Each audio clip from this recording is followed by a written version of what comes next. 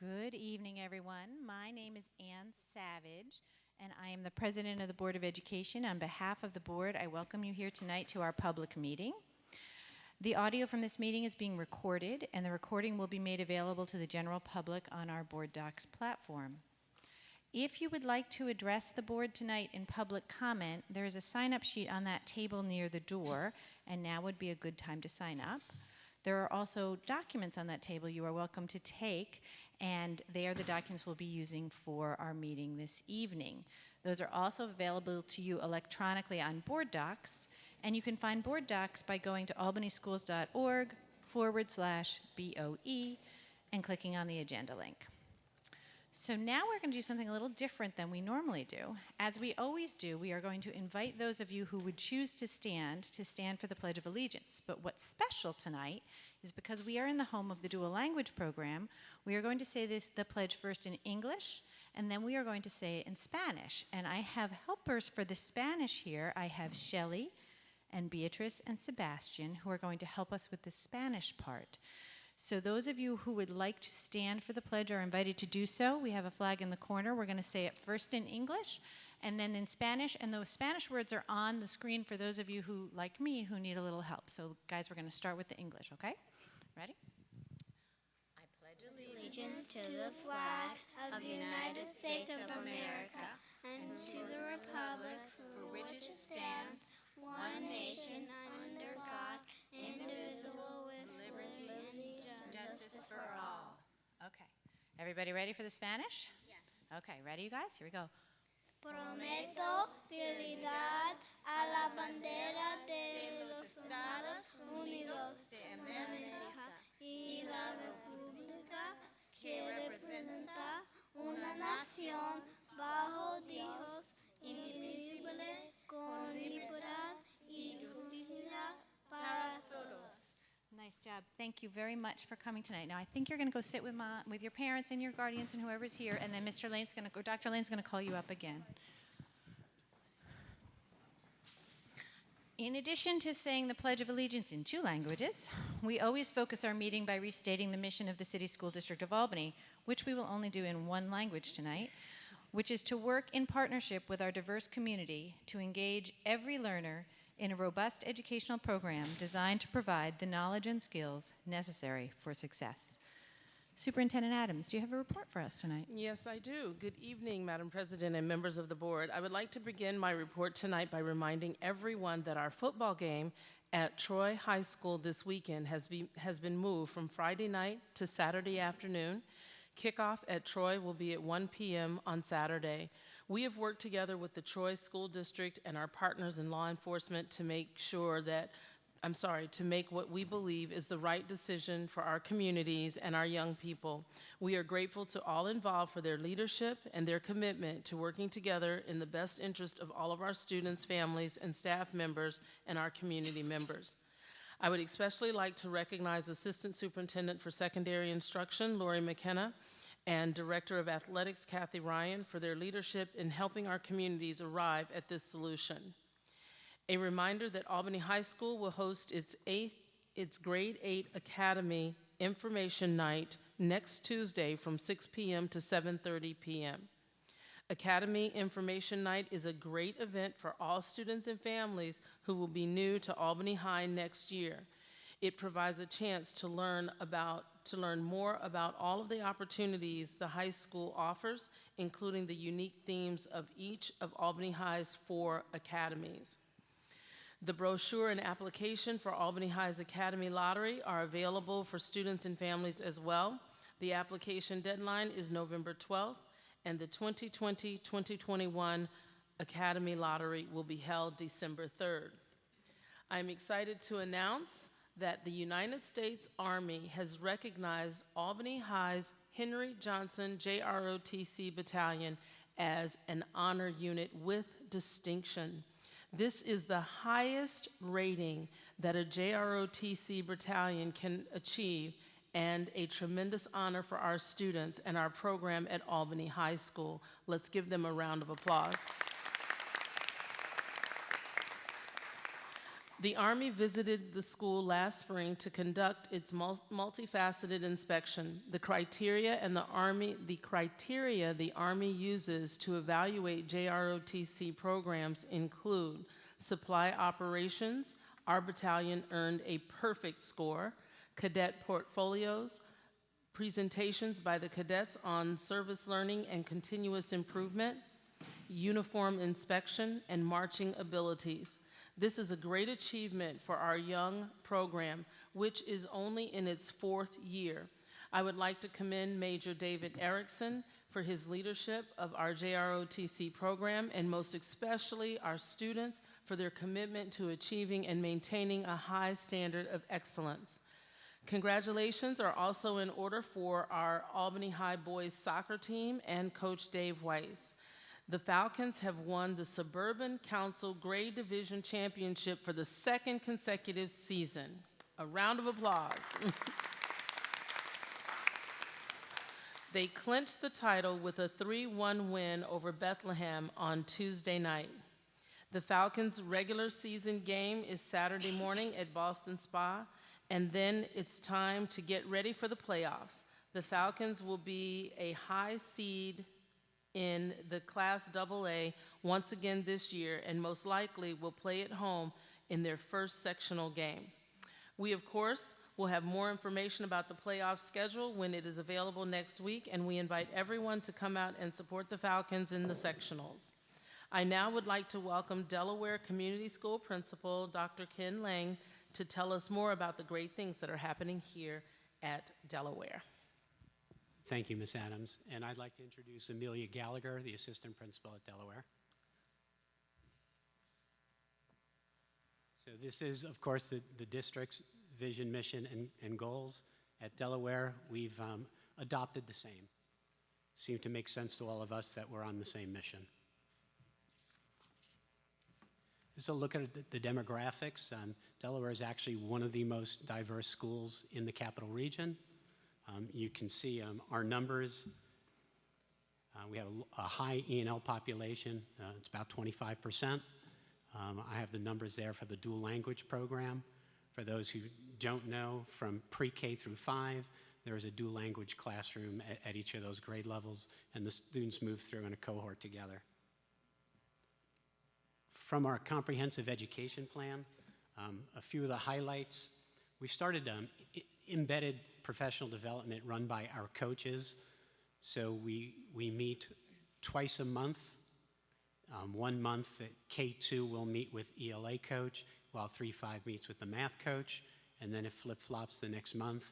It allows us to work directly with the actual work the teachers are doing in the classroom, trying to align closely to the standards and really discuss the instructional strategies to support reaching those standards. The coaching cycles, we have a lot more folks coming to our coaches looking for direction. And I think it's directly related to the work we're doing at the Embedded PD. The coaches are not shy with the amount of things we really have to get done, and thus people are reaching out more and more to them for assistance. Finally, based on last year's survey, we chose a piece from the faculty survey this year that talked about whether or not behavior does or doesn't disturb teaching.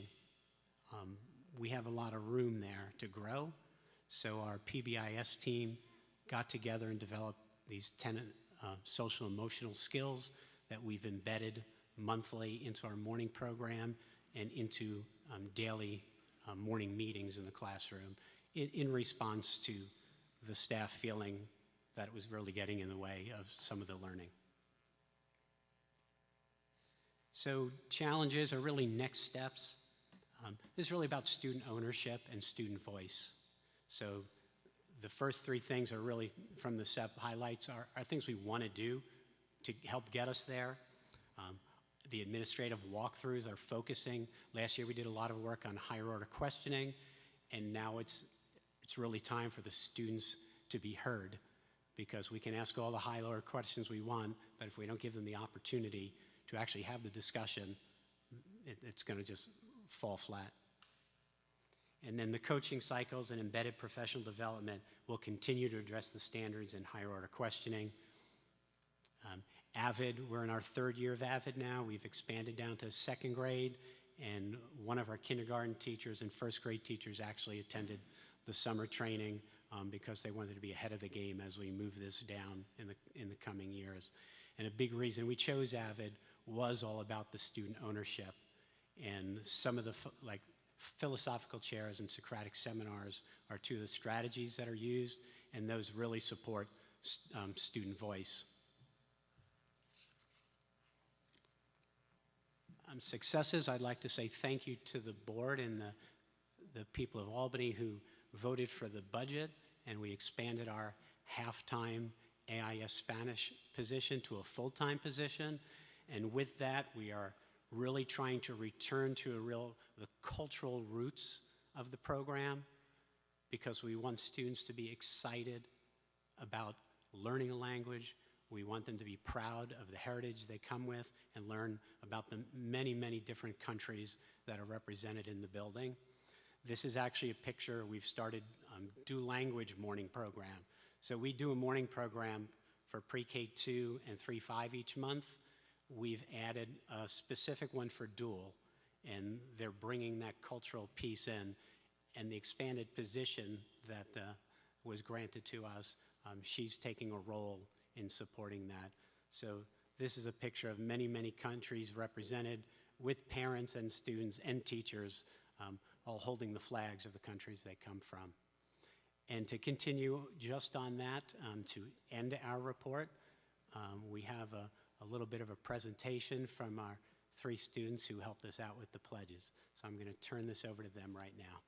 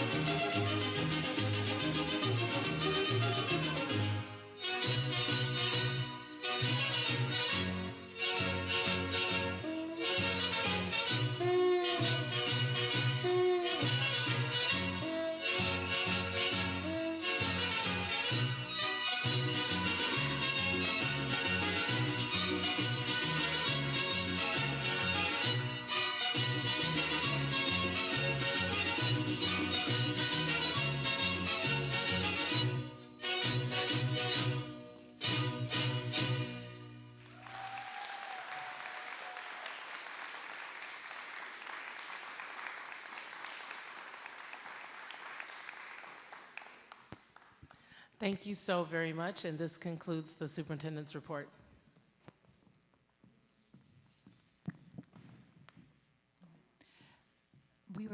We were wondering if you guys would be willing to let us take your picture with us. Would that be possible? Do you feel okay with having your picture taken with us? All right.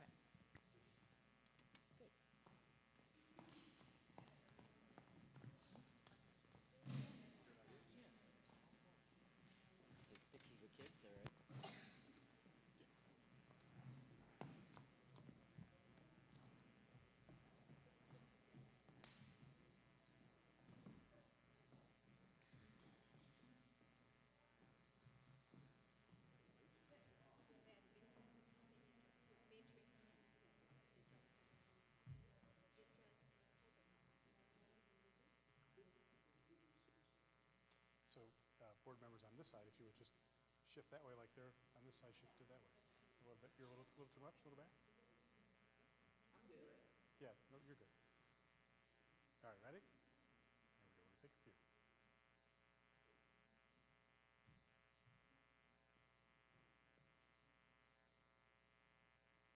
Keep smiling. Okay, don't go anywhere, but stop smiling for a minute. Okay. Absolutely. If you would like.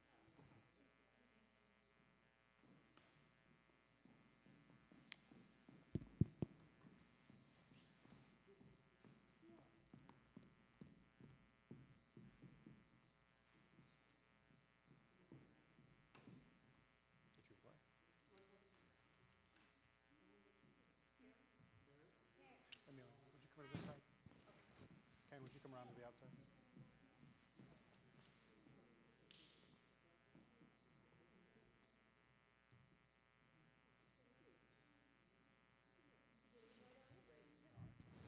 All right, we're gonna start from scratch. Ready?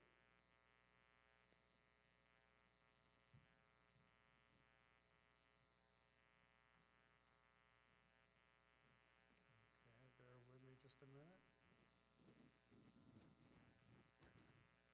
All right, here's 2 or 3 without the flash. Here we go. Last one. Thank you.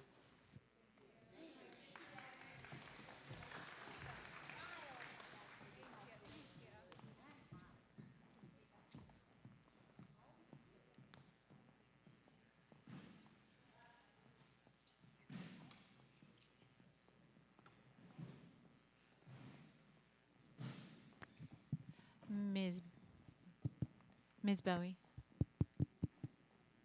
Ms. Bowie, I have no problem. Do you know if we have any public comment tonight?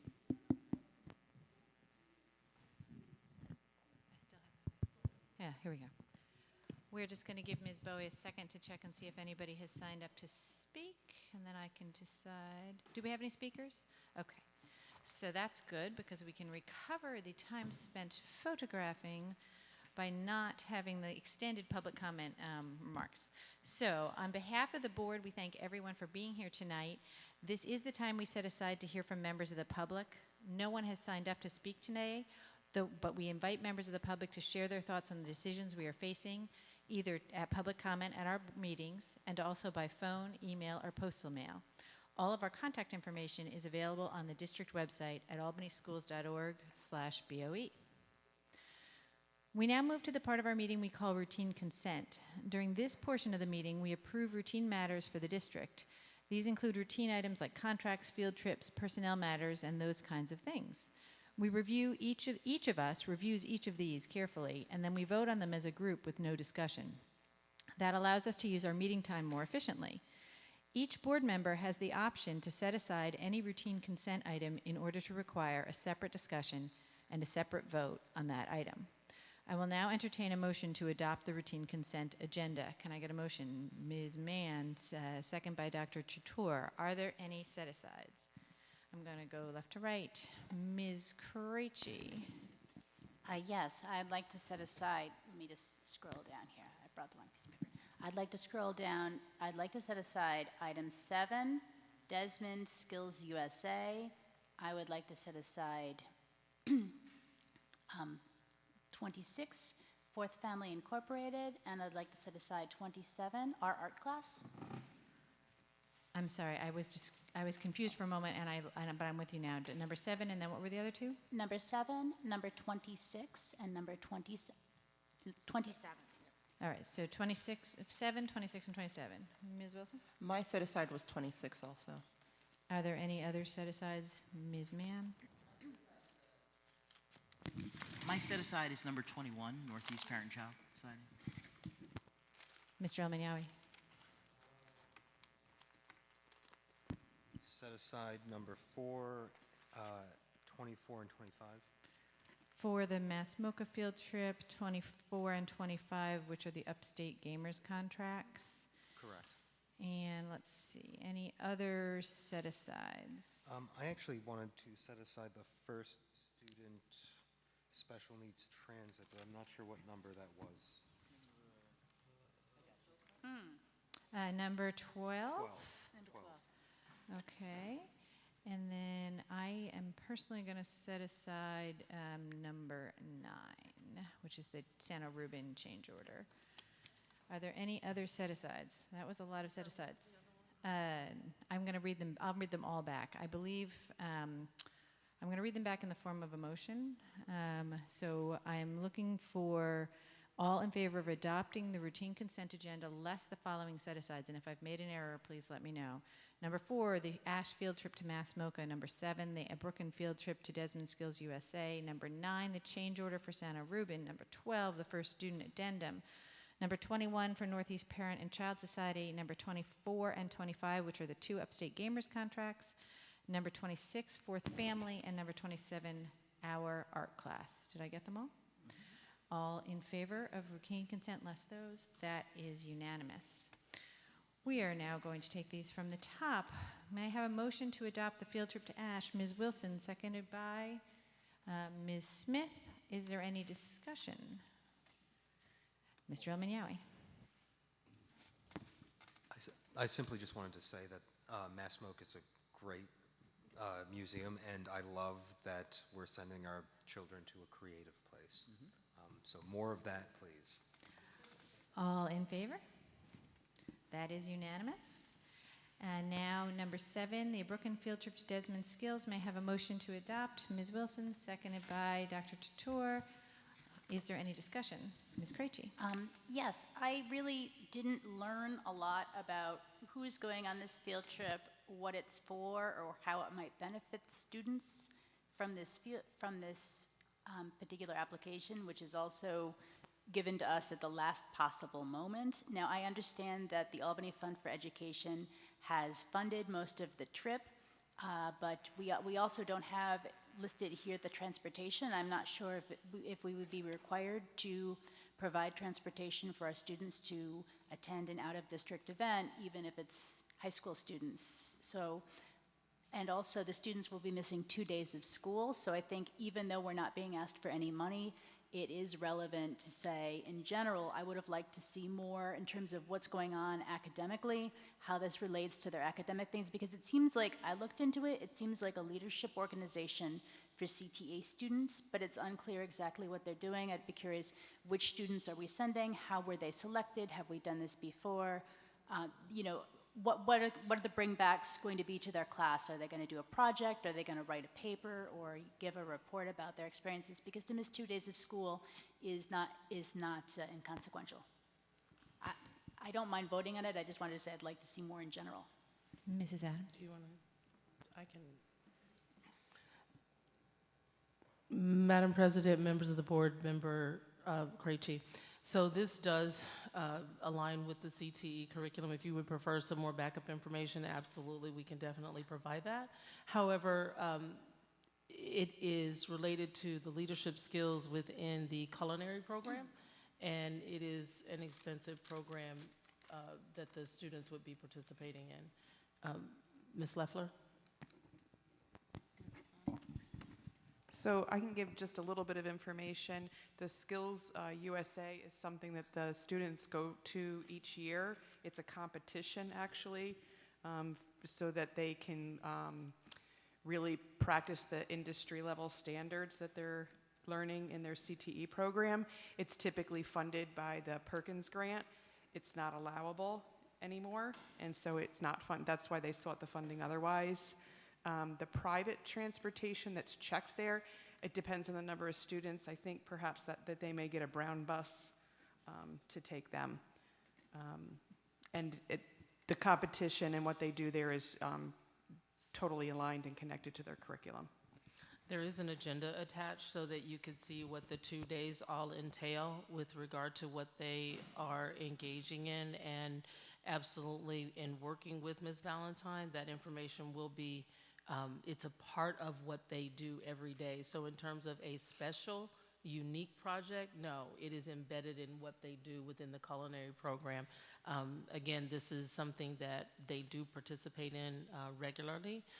But we're more than happy to provide you with some additional information in concert with what is aligned here day by day with what is on their agenda. Thank you. All in favor of adopting this field trip? That is unanimous. I need a motion to adopt change order number 9, the Santa Rubin Construction Services. Dr. Tator, seconded by Ms. Mann. Any discussion? That was my set aside, so I will start the discussion. I would just like somebody to give us a little bit of a summary of this. This was a significant change order, $250,000 decrease in the cost of the project, which we are always thrilled to have a decrease in the cost of the project, but there wasn't sort of an overarching theme that I could discern and understand from the cover material, and I wondered if we could get a summary. And why look? Just happened to be roaming around outside and thought I'd stop in and talk about a negative change order for a change. So the $250,000 net deduct for phase 1 was part of a multiple discussions we had with your architect, administrative staff. Really the big change out of that 250, about over 200 of it was for ceilings that were redesigned during the phase 2. When we went out to bid, a lot of those ceiling prices came back high. If you remember that phase 2 was slightly over budget. So we had assured the board that we were going to look at all aspects of phase 2. And in doing so, we found items that were we were able to reduce the cost of the installation of those. So the $200,000 were ceilings in the music suites. We spoke with the facilities committee about those probably back in June, and then we finally got all the pricing put together from St. Rubin. The other stuff is minor stuff. $20,000 in tile was specifically the bathrooms that were in Area 6 were made smaller. There was a girls' gang bathroom that was about 20 stalls, and I think that was just trying to utilize space. We found programmatically there was a better utilization of that space to make a security suite, so that bathroom got considerably smaller, hence a lot of tile went away. So there was a lot of changes associated with just behind the scenes, nothing programmatic, and also when phase 3 design came in slightly over budget, there was some look at the outside facade of the building and the types of materials that we're using. And so in order to do that for phase 3, remember phase 2 and phase 3 are your Washington Avenue streetscape. So they made some changes throughout the streetscape of Washington Avenue so that it would look all aligned, as the project progresses. Any other questions or discussion? So before we take a vote, I would just like to ask that in the future, especially when there's significant change orders, if we could have what you just said in the memo, then we won't have to ask the question. Absolutely. That would be great. Oh, Ms. Smith?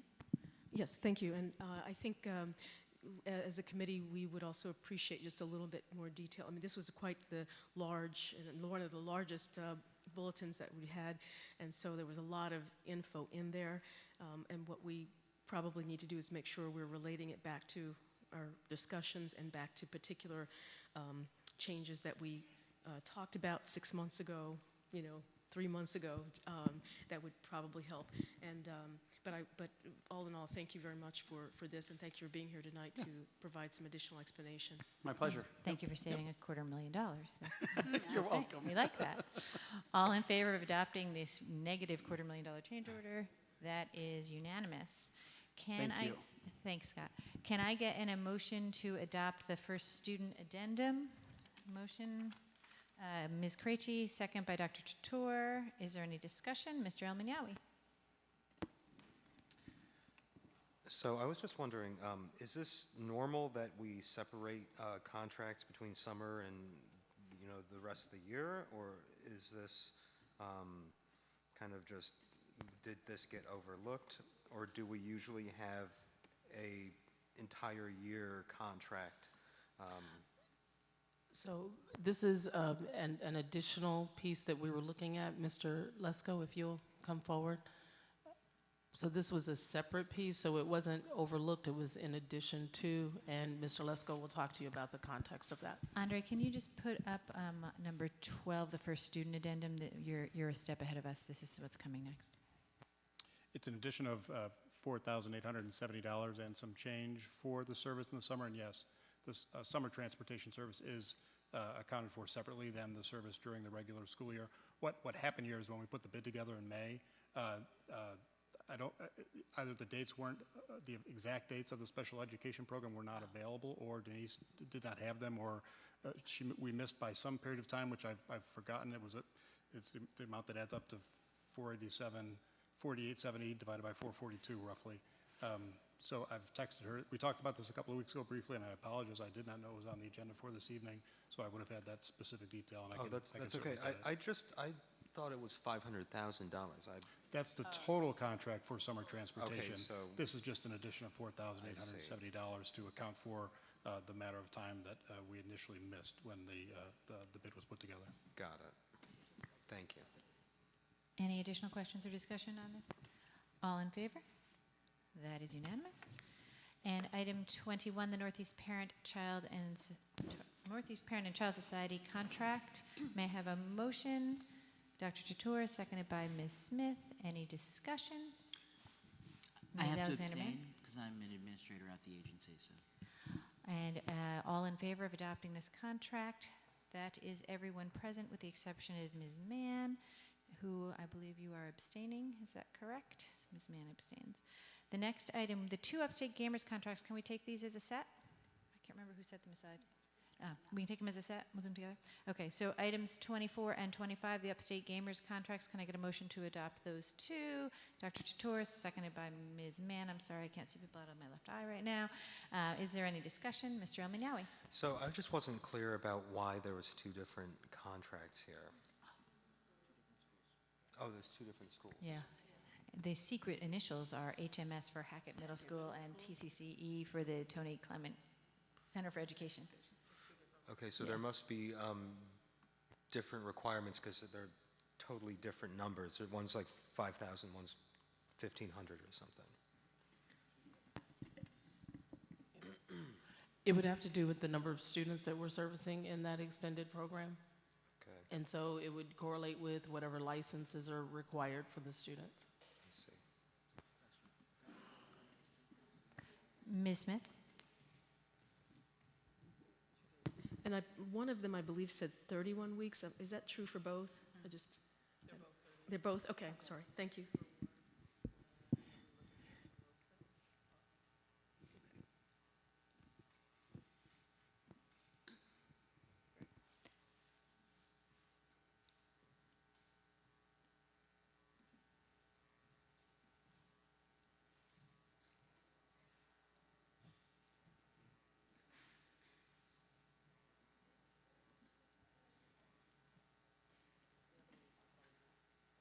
Okay, any further discussions or questions about these contracts?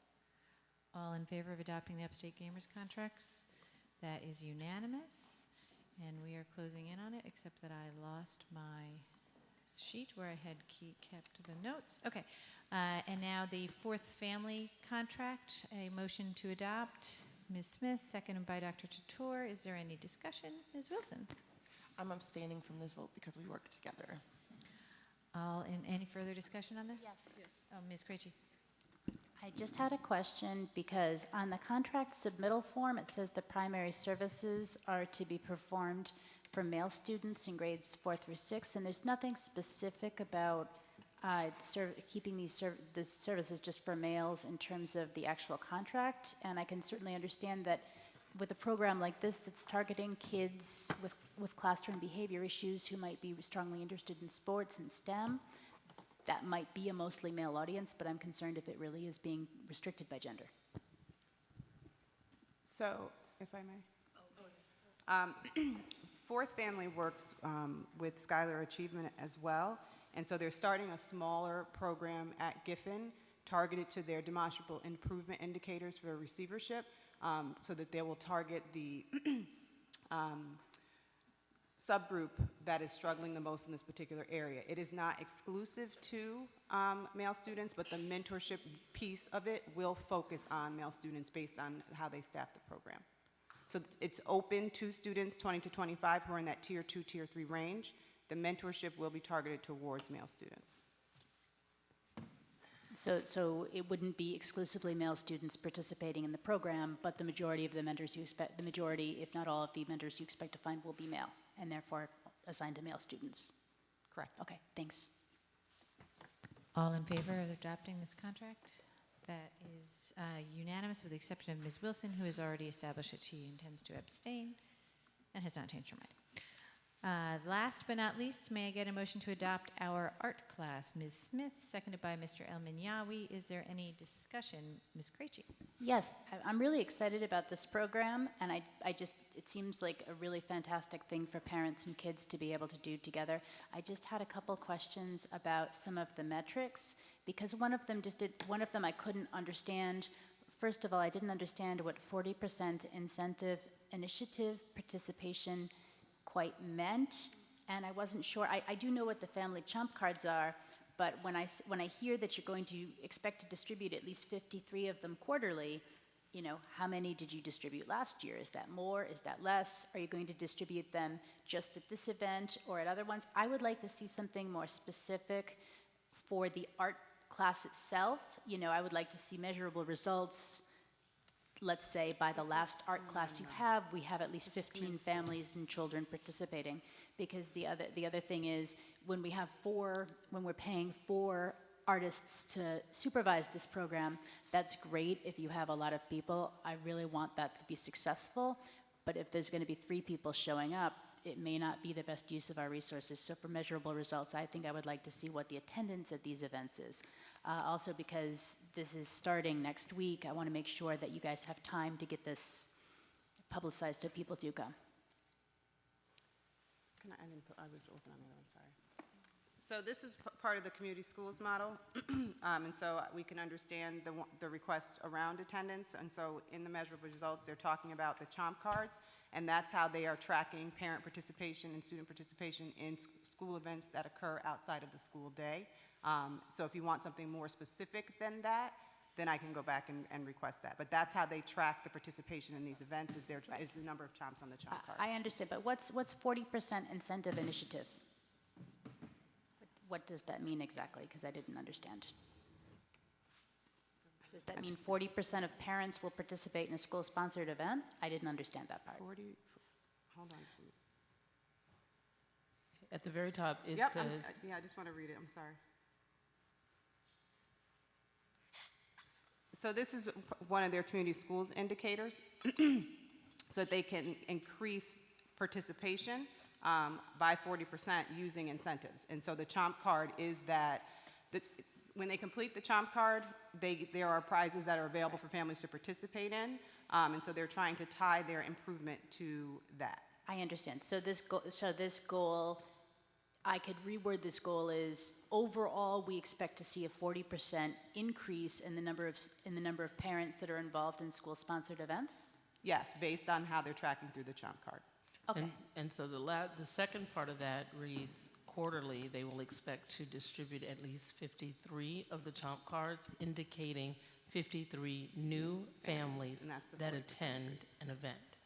So that is the measure. And so I guess what we're asking for clarification, while if there's something else that maybe look for according to what they are looking at with their indicators, this is the measure, because they're looking to increase by the 53 new families. Right, I totally understand what the overall overarching goal of the community program, the community schools program is, but I'm saying for the individual piece, for the individual piece, when you're asking us to approve this particular piece of that overall community schools program, we need a way to determine if this particular piece is itself, you know, bringing in people.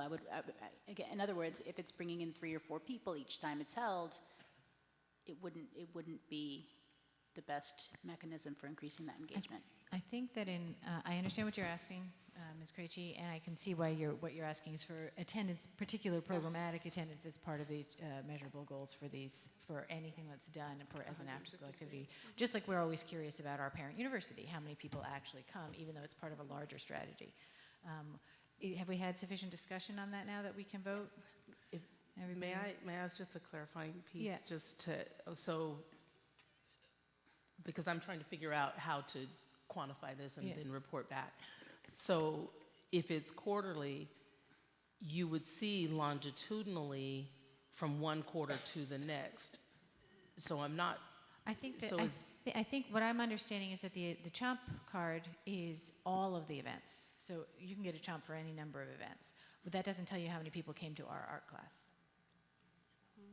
Right? But it will, because they will have a record for each event.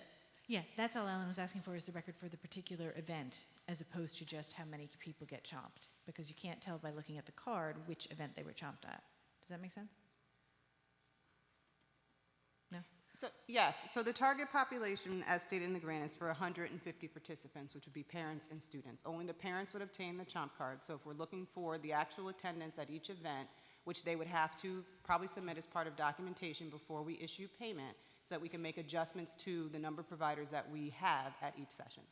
So you're keeping track of somehow, though, via a sign-in sheet or something, of how many people come to each of these? Okay, that's the That's only all piece she's of- asking. That's the only thing I'm looking for, like how many kids were at each class, that's all. Like how many canvases got painted? Okay. May we vote? Yes. All in favor of adopting our art class? That is unanimous. And now that brings us on to a couple of actions. As is our normal practice, the next 2 items have been discussed at our prior board meeting, and actually one at the meeting before that.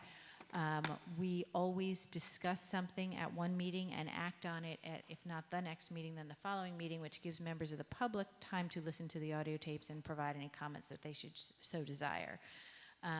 So I need first a motion to adopt the district safety plan that we discussed, I think, 2 or possibly 3 meetings ago. Ms. Alexander-Mann, can I have a second? Ms. Krejci, is there any discussion on the district safety plan? All in favor? Any further discussion? We talked about it quite a lot before. All in favor? That is unanimous.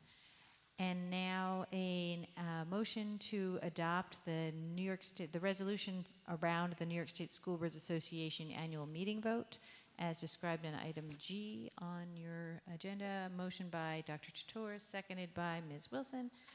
All in favor? Oh, wait, is there any discussion? All in favor? That is unanimous. And that brings us on to the policy section of the agenda, my favorite part, where I get to turn the microphone over to Dr. Chator. Thank you, Madam President, members of the board. Today we really have 3 policies, which would be 1130, 5130, and 8140. Policy 1230, which is still on the agenda, public participation board meetings, is just mostly information. There are no changes to the policy itself. It's just that we've added more references in the reference section. So in 1130, which is media relations, this policy was revised to replace the gender-specific wording and to replace specific title of the media director with a more generic title. I mean, this is more a stylistic change that we've been trying to do with all our policies, remove some of those gender-specific nomenclature that's been used in the past. 5130, which is compulsory attendance ages, we are recommending that this policy be rescinded because it's already covered under the regulatory law. And 8140, which is a safe school transfer choice pursuant to the Elementary and Secondary Education Act as amended by Every Student Succeed Act. The only change in this policy is that since No Child Left Behind Act is no longer exists and it's been replaced by the ESSA, or Every Student Succeeds Act, that's the only wording that has been replaced in the policy. So that's all we have for this week. So just like we acted this time on things we discussed before, we will not act on these tonight. This is just a time for discussion. Does anybody have any comments or questions about the policies from the policy committee this time? All right, then we are moving onward and upward. The next item on the agenda is our discussion of workforce development. This is the end of the action portion of our agenda. As is our normal practice, we've arranged our agenda with all the action items at the beginning. Unless something unexpected happens, we do not anticipate that the board will take any further action tonight, and the balance of the meeting will be items up for discussion, some of which will lead to an action either at the next meeting or a future meeting. So our first discussion item is the workforce development.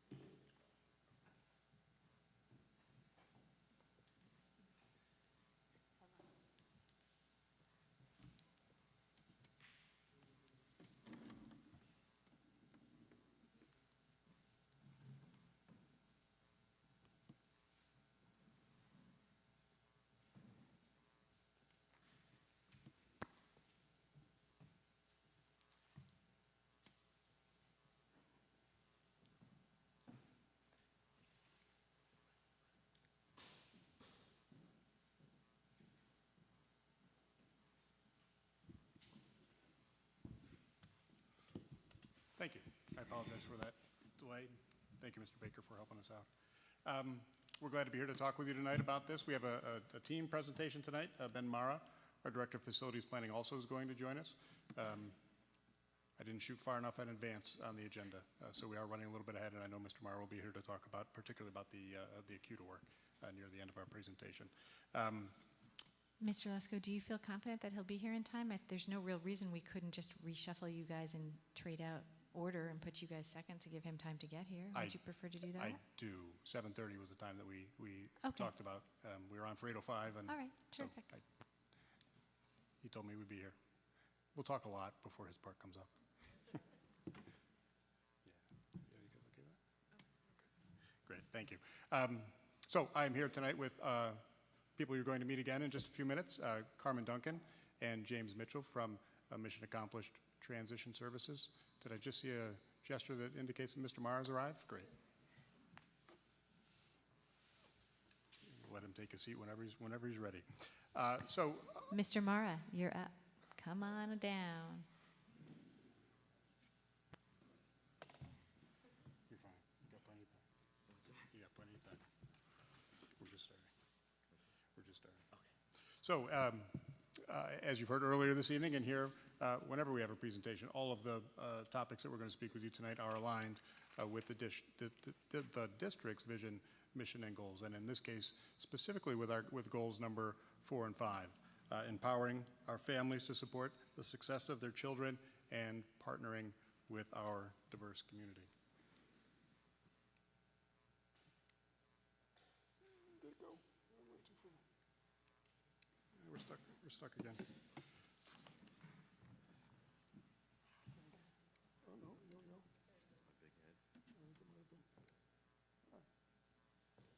It's catching up with me. I'm going to leave it right there. Those things appeared, they came in, it was kind of theatrical, but I'll just leave it there and we'll move on. So, as you know, when we were planning for the Albany High School project, the promise that we made to our community is that we are investing in our students, that we're investing in our community, and we're investing in our future. And the work that we're here to talk with you tonight about is obviously connected to that investment in our community that was part of the Albany High School project, or is part of the Albany High School project. And An important part of the Rebuilding Albany High School project was the district's investment in helping MWBE contractors, minority and women-owned business enterprises, and city residents take advantage of the construction-related opportunities that our high school project was creating. A specific focus of this work was on city residents who have typically been underrepresented in the construction industry, our African American and Hispanic residents, and women in particular. And this work includes all construction projects in the area, and it has been for several years a busy time in the construction industry, but our focus is particularly on, obviously, the Albany High School project and the opportunities that are available there. And now I am going to turn it over to Carmen Duncan and James Mitchell to talk about the work that they've done as our partner in this initiative.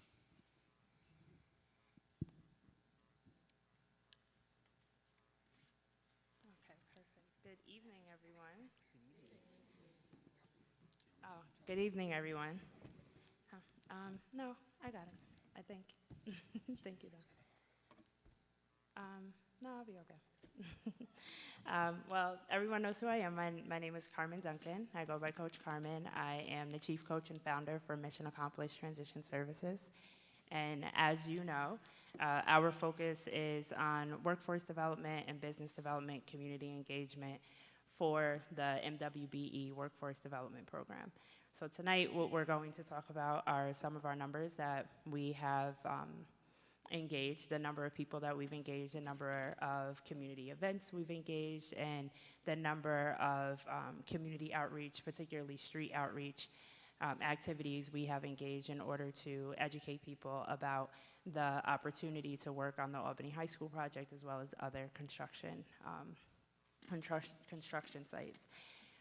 We will certainly talk about what we've done, but we will talk about some of the challenges that we've had, and we will also talk about some of the solutions that we have come up with as a result of the challenges that we have experienced, and we may have some questions for you on how to help us with coming up with some solutions for a challenge that we may really be stuck with.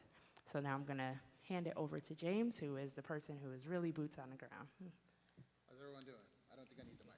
Mr. Mitchell, we record this, and so if you're not on the mic, it doesn't carry through to the recording. Sorry. All right. Well, good evening again. My name is James Mitchell. I have served as the Construction Initiative Manager on the project and facilitated a lot of the outreach programming that you're going to see on the board here, not only just planning, but also recruiting a lot of the community members that we've been engaging with. I'll just sit a little. So what you have here is the engagement that we've been a part of since February. I think the last time we were here was a little bit earlier than that. And since then, we have done, as you can see here, some grassroots outreach since the month of February. In total, dates would accumulate up to about 81 days between now and then. And that's simple going to libraries, doing some outreach, walking through the communities, going to different events. The school district itself has had a career fair at a Brooklyn. Throughout the summer, we did a lot of outreach with different organizations as well that we were a part of. Then you see the events that we hosted ourselves. So February 28th, we did a community update. Essentially, what we do is welcome the members of the community, let them know what it is that we're doing, almost give the same report that we're giving here to them so they feel engaged, aware of what we're doing, aware of what the school district is doing, and how they can be a part of the program as well as finding career opportunities if anyone in the audience was interested in that. The next event is the Sisters in the Brotherhood information session. The Carpenters Union has a subgroup which is specifically focused on women. And what that union does is have a recruitment piece every year. So this year we partnered with them to make sure that we were able to recruit specifically women to go into the union. And we did that also in the month of May. In July, we had another career fair at Brooklyn as well, where we hosted about 50 people, give or take, throughout the day. All of these events that you see here also, I just want to mention, is events that we're hosting during the evening and during the daytime, giving people with unflexible schedules to take part in both of the events. And the last event is the community update that we recently had in August at the Tony Clement Learning Center. All right, so we're gonna go over our outcomes since February. I see that since February, we had about 9 people enrolled as apprentices into different unions. In total, that number says 21. We recently had one more person, so we're about 22. 32 community outreach dates. Again, that's ranging back from February to now. 36 people attending our community update in August. So, and that's both sessions. So we had about 36 people who attended that event. At our career fair, we had 47 people attend the career fairs. At that career fair also, individuals was allowed to take a tour of the school.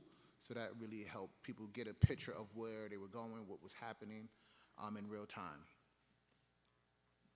84 people engaged throughout the community. So that's us going out into the community and directly engaging with individuals that we then took from there and brought into our dashboard where we tally up the numbers.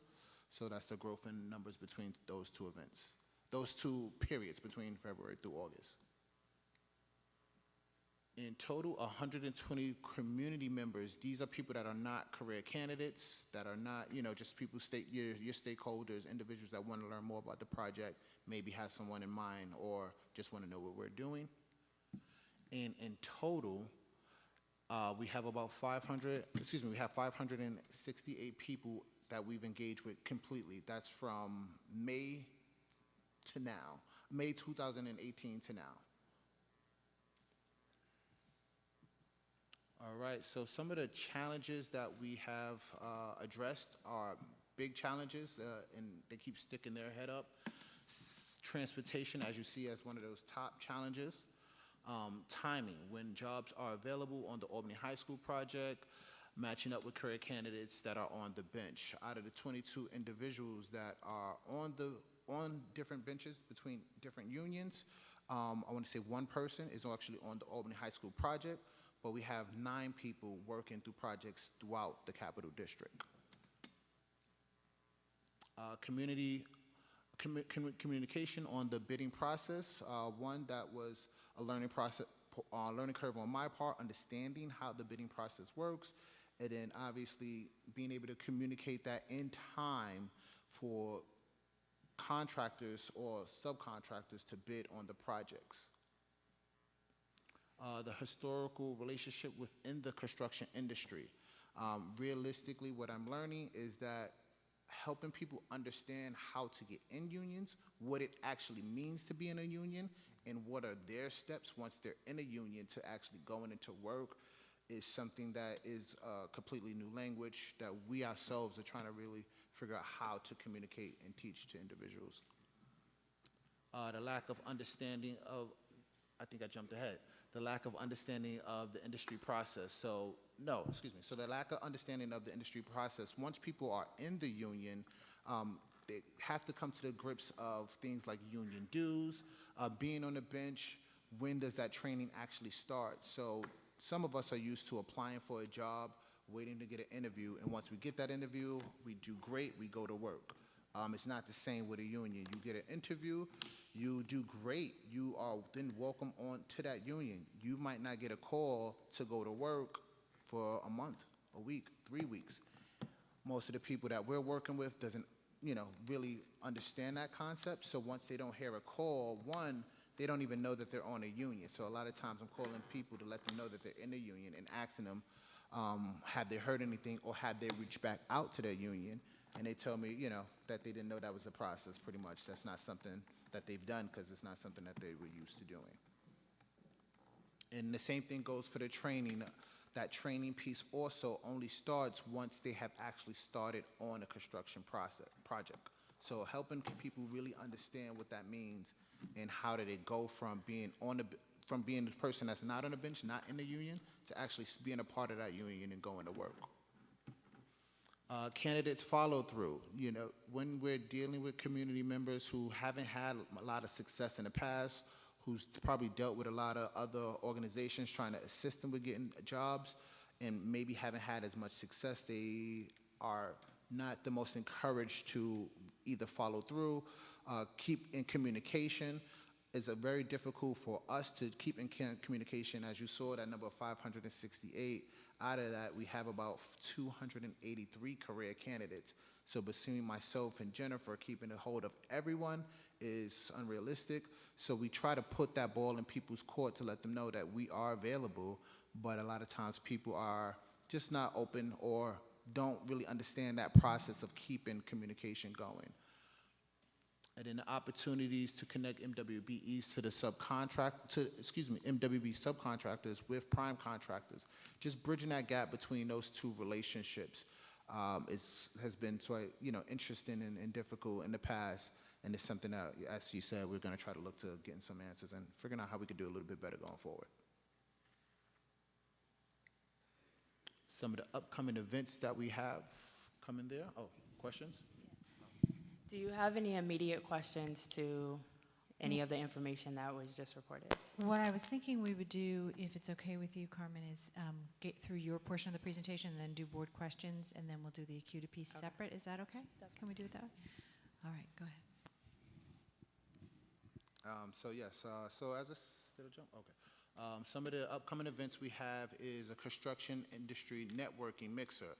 As I just said, one of the things we realize is that educational piece, helping people understand what's the process, what do you do once you're in a union, who do you communicate, and how do you do that communication.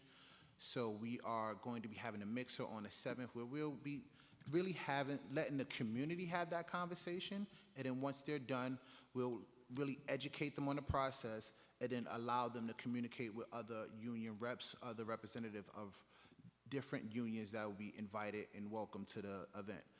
One of the things that we also have focused on and really learned that we need to focus on is there's 14 different unions on this project. One of the things Carmen and I have spoke with is really narrowing our sight on specific unions. So therefore, one, we're not spreading ourselves thin, trying to get everyone in every union, but also it allows us to pigeonhole us on specific unions and focus on how to get individuals into those unions that may be going to work in the near future. And those are the unions that are related to the potential job opportunities that would be coming up from today to the next 3 months. So we're hoping so talking about a solution, we're hoping that strategy helps with increasing the number of people that would be working specifically on the Albany High School site. And the piggyback on the strategy piece, I have also been working with some community partners myself, and one of the things that we're implementing is starting to focus on individuals. Again, obviously we have 286 people, but with partnering with other community-based organizations, we can then focus on one person at a time. That allows us to make sure that person is getting into the union, they understand the process, they'll have the teamwork of not only just Mission Accomplished, but those other community-based organizations as well, who will be supporting them throughout that stair-step process of one, again, getting into the union, getting an understanding of what that means, and then getting to work. The next event that we're going to be hosting in December is the MWBE Information Session. And that event is really tailored around making sure business owners know what the MWBE certification is, understanding how beneficial it could be for their business, and realistically the next steps that they would need to take to get into the business. And then following that, we have the MWBE coaching session, which is going to take place in December. So those businesses that attended the information session and are ready to be a MWBE, because there are some requirements. So those businesses that are ready to become MWBE certified, will support them with getting the application, starting the application, and partnering them with someone that they can almost, have a sponsor as they're getting that application submitted. So, Mr. Lesko, is that okay if we do questions for Mission Accomplished? Okay, so board colleagues, we're going to do questions now for this portion of the presentation regarding the Mission Accomplished and their work, and then we'll do the Acuda piece separate. So, Ms. Smith, did you want to do the first question? Would that be okay? thank you all very much for the presentation tonight. And this is tough work, good work, and looking to see what we can do to get those numbers up in terms of those folks who are actually going through the apprenticeship programs and also ultimately put to work on the high school project and other projects. This is good for Albany. I did want to ask, and I have several questions, but I guess I wanted to start with, since 2018, when your contract began, you have encountered 500 or so plus people. I understand what you're talking about in terms of now trying to focus a little bit more on individuals, but I had the understanding that some of that you were doing as part of your work. What did we not do? What do we need to do? What have you been doing to sort of attempt to get those people connected? I mean, I'm looking at your list of challenges, for instance. I'm trying to figure out what do candidates not understand about the process, and I'm not being judgmental, just trying to make sure how do we fill the gap, right? And make sure they do have that information. Is that something that we need to do? Is that something you need to do? Where do we solve the issues? And so that's just one area that I wanted to start with. So that why do we, I mean, it's great that we have 9 folks that are, in the work. We've got some on the bench, but after now going into our second year, those numbers aren't where we really want them to be. And so I'm just seeking your advice on, first information on what the issue is specifically and how then we can attack that issue. Yeah. Originally, our agreement was that we would primarily focus on the recruitment aspect of it. And then we would speak with other not-for-profit organizations that would be able to provide the case management piece of it. Because James is the only full-time person on this project. Jennifer is part-time, and then we also have someone that's focusing on the project 10 hours a week, who is really about organizing the information, organizing any type of data that's coming in about this particular project. So on an individual level, aligned with our recruitment efforts, we just don't have the time to be able to provide the high level of case management services that would be needed in order to support people through the process. I also want to speak to so when I say on a one-on-one basis targeting individuals, I don't mean that we haven't been targeting individuals on a one-on-one basis. I've been in communication with community members. I have now become text buddies with some of them. That's a joke. But, keeping communication through text, through phone calls, that's something that we are doing and we're tracking through our database. What I mean when I say a one-on-one basis is that process. Because as you said, there are some expectations to help individuals on a one-on-one basis, right? And that's, as she said, it's not realistic for me to do that with over 200 people. So one of the goals that I'm personally trying to implement is having other community-based organizations that can do some of that work with us. Go ahead. If I might, so patience with me, please, just walk me through. So let's say that I have attended one of your sessions, the community sessions. I've come up to you and said, I'm really interested in getting into the union. This tour was great. I want to be a part of this. What happens at that point? Sure. So at that point, I would follow up with you.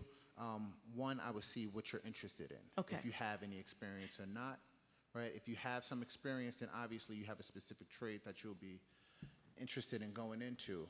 So we'll try to work with you. One, give you a referral sheet to go to that specific union. Okay.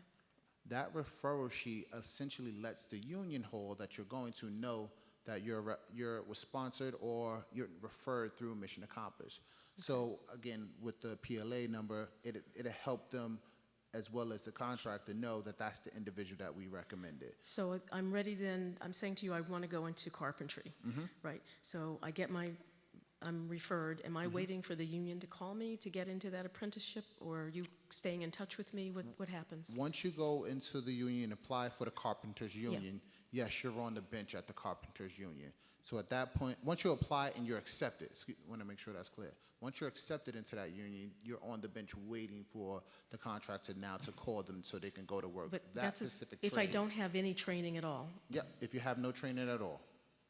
Where's the apprenticeship piece come in? Once the person gets on the job. So the apprenticeship training does not start until the career candidate is actually called to go onto an actual project. So the student is not sitting in a class, going through a training, waiting to be called for a job. Once they're actually called for a job, that's when they actually start their training. Okay, so that's a really helpful piece, because my understanding, and now I think I'm wrong, was that I would express interest in that union, that then the union has this program. We've been to some of their facilities. If I'm going down to the painting union, right, I can begin their classes. I'm learning, I see all the work there. I get to learn how to paint walls, wallpaper, taping, all of those sorts of things. You're saying that's not happening. That's not the first thing that happens. My first thing is I'm waiting for someone to tell me I've been accepted on the job. Once I get a job, which could take a while, then I'm connected to that union, and then they take me into the training program at that point? Precisely. Now, there is, once a year, I think each of the unions have an apprenticeship class where they'll open it up, and that class will almost follow through in that scenario that you painted. The individual goes in the class, and then they're getting some training without working. But that's only open once throughout the year. And within a pre-apprenticeship program, so there are pre-apprenticeship programs where the process that you just explained is the experience of the student. So with a pre-apprenticeship program, someone will go into the program, they will go through full training before they actually get on a job site. Okay. So with pre-apprenticeship, you're pretty much going through a vetting process to find out if you're someone that can actually lift the weight or what have you. And Ben could chime in if he wants to, and it depends on the union as well. Some unions you may have a full program, but the ones that we've seen our students or our career candidates go through is the process that we just explained. Okay. And I can't broad stroke it, but basically what it is there's a pre-apprenticeship in some unions, and basically what they do is they see what kind of literacy you have with math and English and stuff like that. So there is a little bit of vetting process, and it's different between each unions. I don't know if that answered your question or... It does. I also just, and I'm going to let my colleagues ask their questions. So can you tell me how many people have actually gone through a vetting of any type to get into the pre-apprentice? 2 women. 2 women. Through the carpentry, the Sisters in the Brotherhood pre-apprenticeship carpentry program. Okay. And that is the only pre-apprenticeship program locally that I'm aware of. Okay, so everyone else has to wait. Oh, and the electricians union as well. Okay, but we don't have any in the electrician right now. 2 people, two individuals in the electric, so 4 in total. So Okay. 2 electricians, 2 carpentry. Okay, I'll come back. Thank you. You're welcome. Dr. Jator. I'm looking at your challenges. The first thing you listed is transportation. Can you elaborate more as to why transportation was a challenge? With some of the unions had their union hall, their training center, or just where they need to apply is as far as Clifton Park. If someone does not have a vehicle to get to Clifton Park, they're not going up there. Someone from the city of Albany would have to easily take 3 or 4 buses for them to get to that union hall. And then in addition to that, if a union hall is local, for example, the Carpenters Union is on Washington Ave Extension, is off of Washington Ave Extension. If they're sitting on the bench, they're not hired on the Albany High School project, but they're offered an opportunity in Voorheesville. Again, they don't have a vehicle, so now they can't get to this project, so they now have to decline the opportunity. Would it be possible to partner with one of our community partners, or even the union for that matter, where you sort of pair somebody up with a mentor, and now that person will help you get to that spot?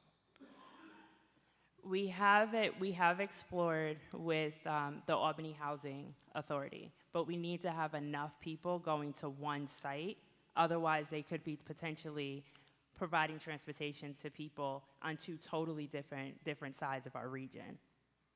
So the one opportunity that was available was for the district to provide transportation, but we found that may not be an option for us. Who would like to ask this question? Ms. Wilson? Thank you. Thank you both for your presentation. It was excellent. And similarly with the concept of transportation, I think there's some notion that it's assumed that many people can get to and from, but very much so transportation is almost like a privilege or a luxury. So I can definitely appreciate that. And along that kind of line of reasoning, I was curious if we've also, have they ever made a concession about maybe doing like an instant application day in downtown Albany or things along that line? When individuals participate in our career fairs, they're able to apply on site. And then, of course, the next step is being able to get to the Union Hall. Right. So they have opened, the union representatives have opened themselves to offer that time for people to complete the application on site at our career fairs. So the one story that I want to share is there was one of the two women that went through the pre-apprenticeship program. She was homeless and living in a shelter with her family, and she now has her own place, and she's living in the city of Albany. So, I mean, I know the numbers are not as large as we want them to be from an individual standpoint, but not only is this individual working for herself and now have a higher level of confidence for herself, she is now serving as a role model for her family and her children. It's nice to have the anecdotal positives even among the numbers, as you say, are not as what we would hope they would be. And I just want to share one more. Okay, go.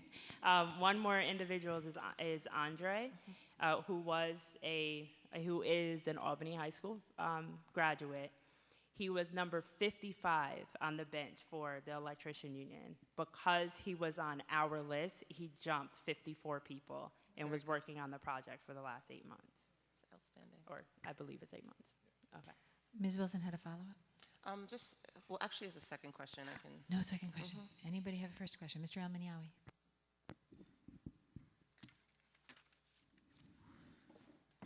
In regards to recruitment, I see that you guys have, maybe one event a month, but in terms of like either Facebook or online, what are your strategies and if I may suggest a few other options in terms of recruiting more people, have you guys attempted like radio spots or like requested a couple of the local radio stations maybe to put in a spot for you guys pro bono if that's possible? And do you guys reach out to our seniors at the Albany High who are not interested in going to, to college, or getting degrees, and maybe working with you guys?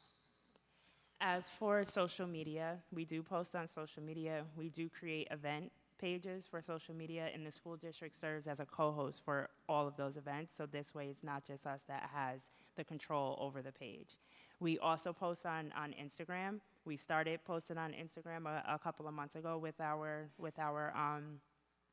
images, and we also will have a meeting on October 30th with Ron and Jake, so that we can develop a marketing strategy to help us with increasing our engagement on both Facebook and Instagram, more so around the language and what is truly going to capture the attention of someone.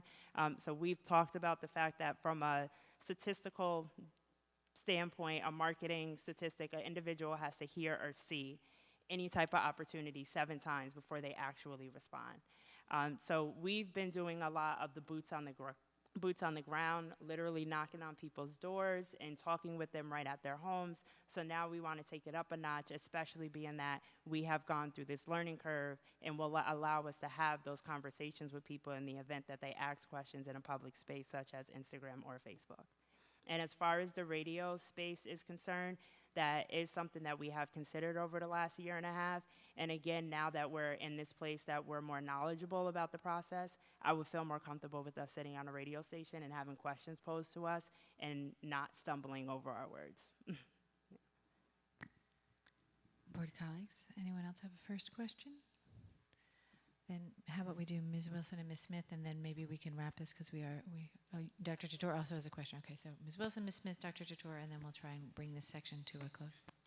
That was an excellent sort of alley-oop from Hassan, because I was going to ask about if has been any collaboration between our communications department, because I know there has been that direct engagement. You guys are doing canvassing, and that is no easy task in sort of engaging people directly right in the demographic that we want to contact. I was just curious if there's anything like a short video that gives a high-level overview of the project, where to click, a link or something along that lines too. We're in the process of having a video created by Jake of Andre, who was the electrician on the project. Fabulous, thank you. Ms. Wilson, Ms. Smith. Thank you. I know that leads a little bit into the ACUTA work, but before we go there, again, thank you for the detail on the responses to my questions and the board's questions, because clearly there were a couple of things that I had misunderstood. So let me just ask, how many people would you say we have sitting on the bench? Currently? Yeah. Or hope to be, but have a difficulty with transportation or something like that? There's 22 individuals on the bench. Okay. And You seem to me to ask two different questions there. Okay. How many are on the bench? How many are... well, I meant not working. They're waiting to be pulled for work. 22. 22. On the bench, simple math is...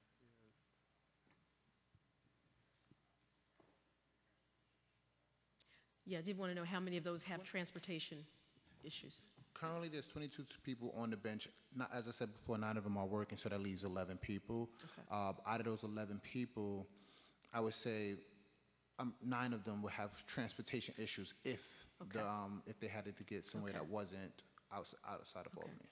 And maybe, we can talk again. I'm thinking about, I don't know if one of our churches who happens to have buses would be willing to, be a partner in some of this, so that during the week we can get folks to where they need to be. Because if you're telling me they can't get, 1, to the Union Hall, 2, they can't get to the work, we need to figure out a solution around that. So we have been creative, and at this point now do have individuals has volunteered to take people. Okay. So when that situation does arise, Okay. we do have a few phone numbers that we can call to ask individuals if their schedule aligns. Yep. Just please. You do what you need to do. We have already expended more than a half an hour on this half of the program. I understand. I do. And if do I need to make a motion for more time? I Or don't can think so. Just answer your question if you feel you Thank need you. I do want, and I know that I will have time to talk with you and Mr. Lesko and Mr. Morrow and others, but I wanted to just ask a question on the candidate follow-through. Can you tell me a little bit more what you mean by that? There are some, and both of us can answer this.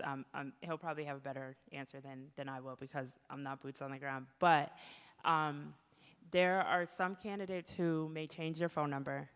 They're not providing their new phone number. They may change their address, so if there's any mail that's being sent to them, their address is not being updated. There are some individuals, waiting even 2 days is too much for them to take money out of themselves and out of their family's mouths.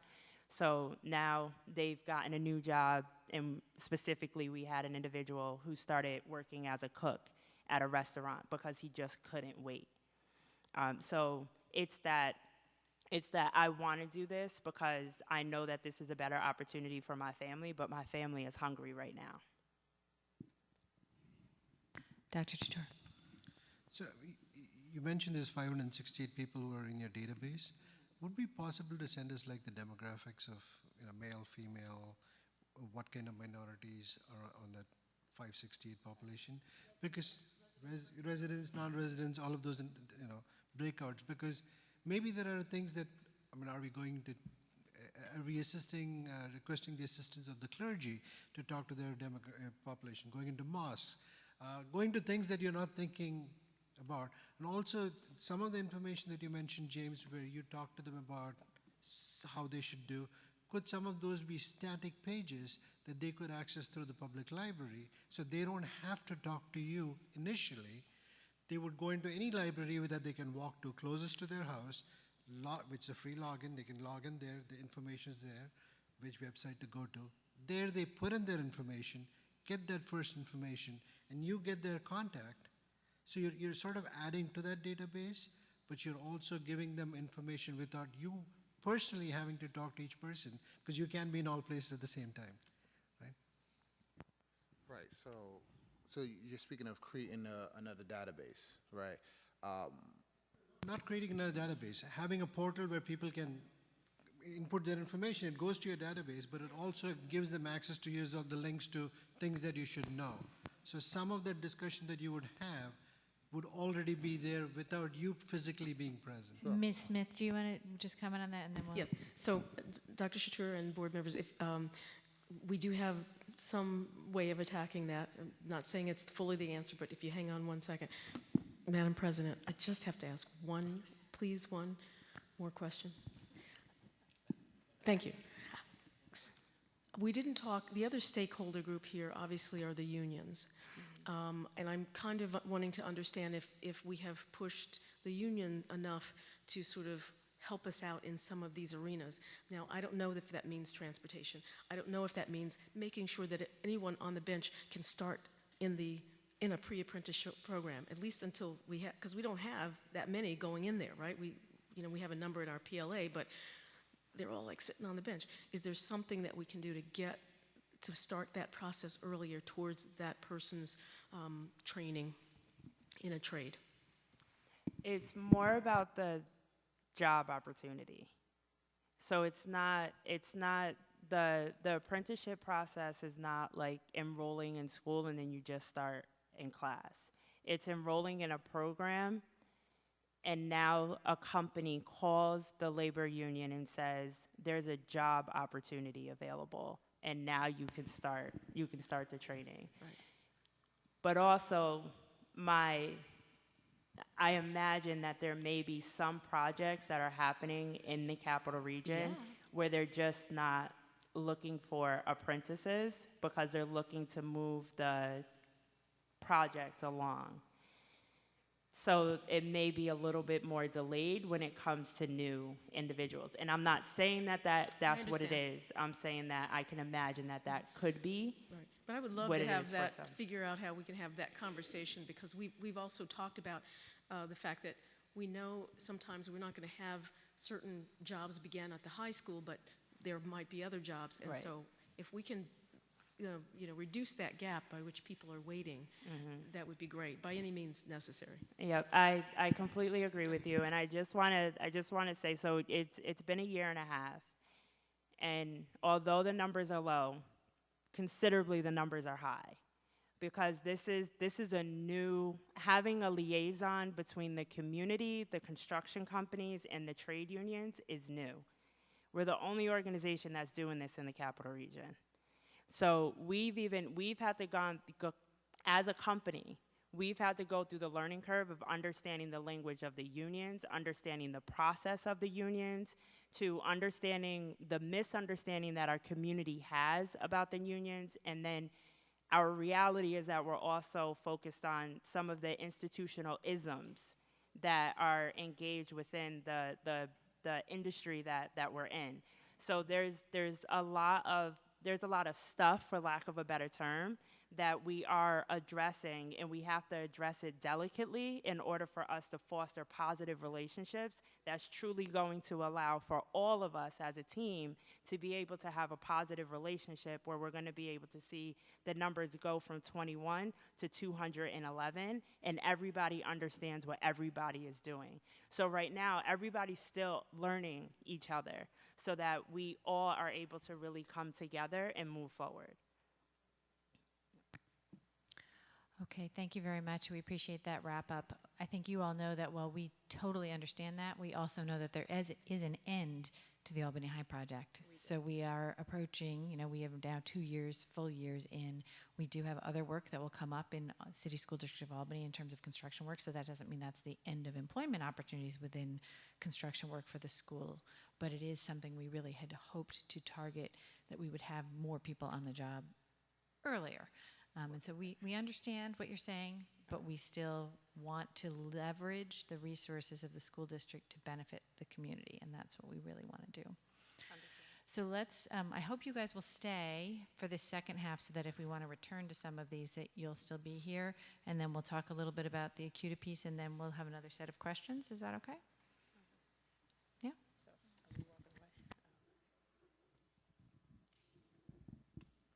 Well, it's definitely a good segue into leveraging. As most of you know, we've partnered with CUDA Digital to create a web-based MWBE workforce database. The intent is to enhance communications with MWBEs and individuals, workers who want to get updates and about job opportunities, training, and upcoming events. Basically, you sign up, you get email notifications about what's coming on with Mission Accomplished and the district.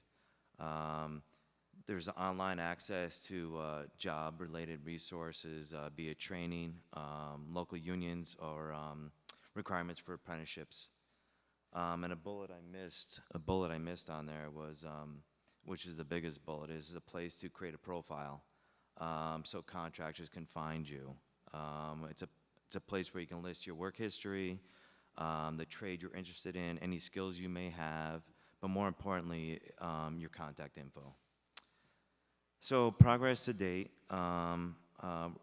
this past summer, we've basically been doing review and approval of website content and functionality. I think it's basically been me, Ron, and Jake, just kind of reviewing stuff and figuring things out. In August, we've been doing a website migration to the district servers. Forgive me because I don't know anything about computers, but Kent would know. We've been doing that in August, and now in October we did some internal training a couple weeks back, online training, and a walkthrough, and with the user manual forthcoming. So the next steps of the CUDA is quality assurance, which we're getting to the end of. Basically, we're wrapping up any glitches. We just tested email notifications, which was received, so we're getting to the end. And the intent is to launch in October. Just need the green light from ACUTA. We're going to add a few things for content and go public. So I'm open for questions. Okay, Ms. Wilson. Just a question about two aspects of how it functions. One is that after you build a profile, you were saying you get an email confirmation. So is it designed to continue to communicate with people, like back and forth as you progress through the application? You continually get notifications.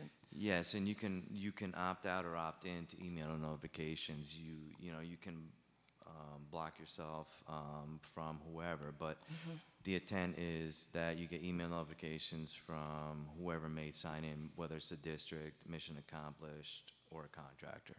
And the other question about that, the way it functions, is and I forgot to ask this when we had like the high-level overview, is there any sort of like lack of completion that will stop you from progressing through? You know how they say like if you don't complete a field, you can't progress or something along that nature? Or is it like a minimal data capture, name, phone number, and so on, just to understand if anyone has any barriers? That's a good question. I'm not going to lie to you. From what I understand is that you can just do the minimum Very go good. through, but I can follow back through with you. That's good. I just know that can be challenging for people if they're getting jammed up in that From what way. I understand is you can put as minimal as you want. Very good.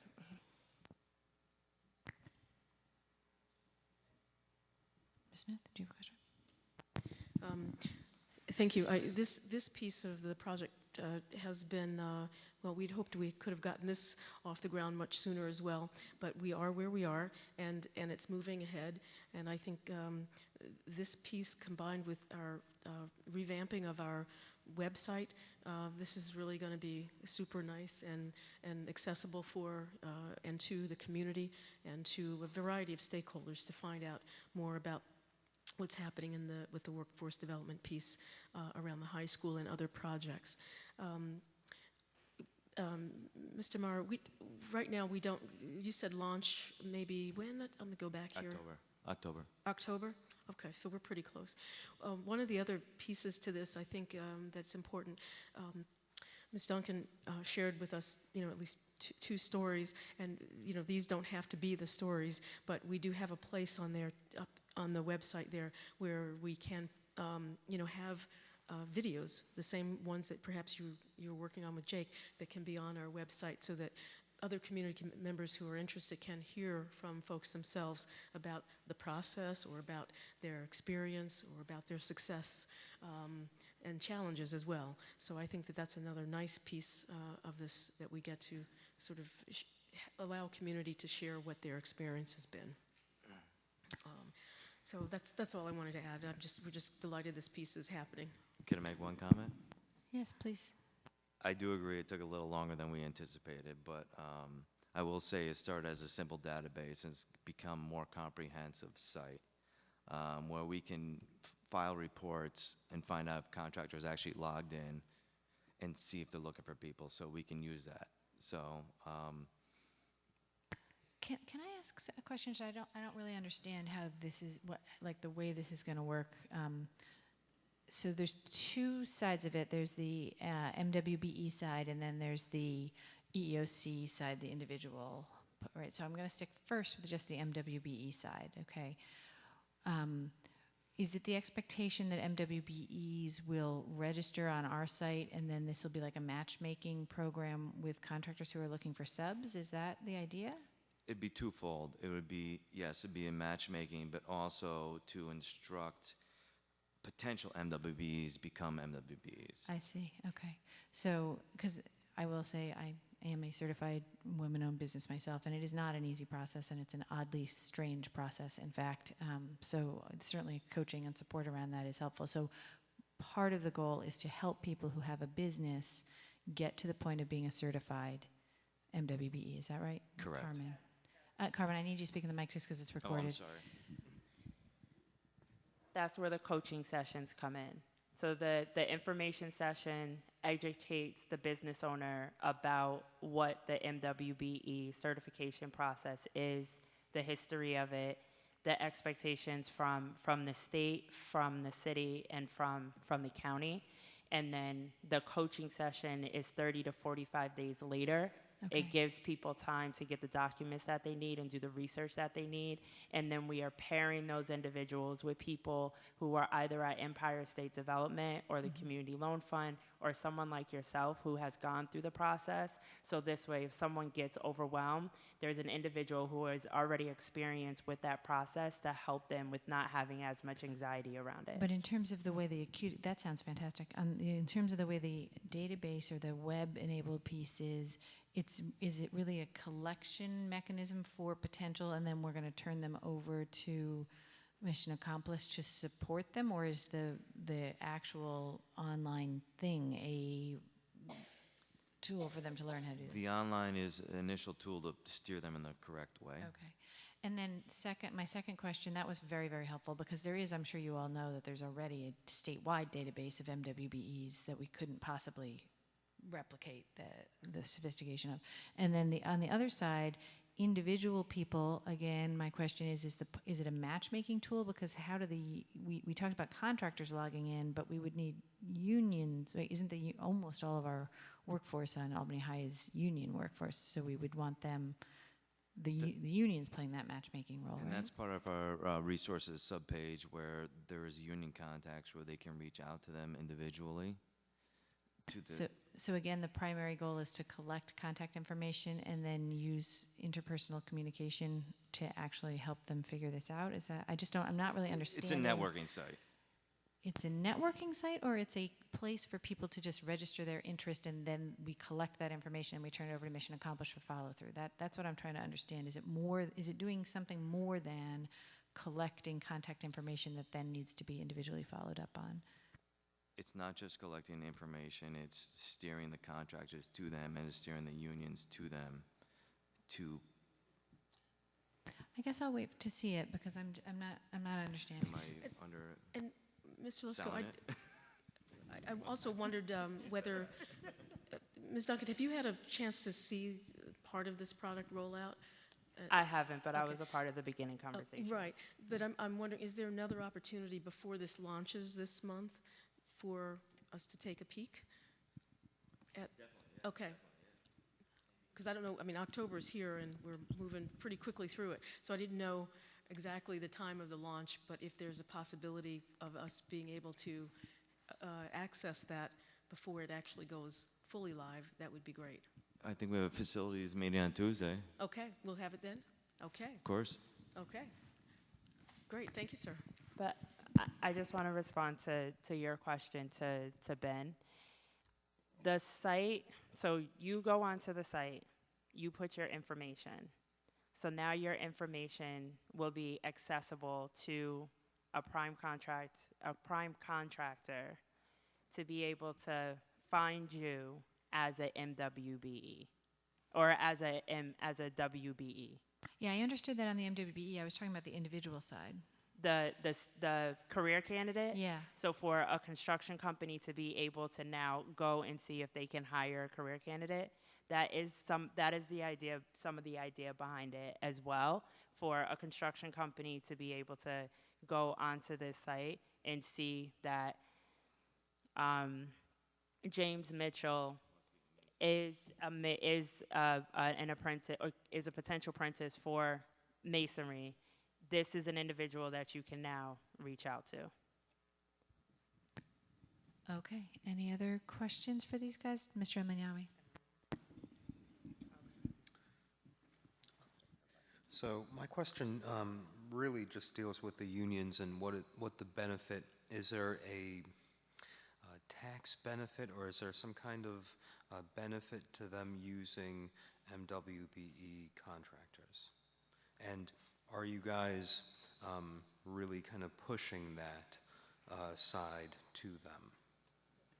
Us or the Mission Accomplished. Are you guys kind of presenting the unions this platter of benefits to utilizing? There's some background around the PLA that would need to be shared and understood.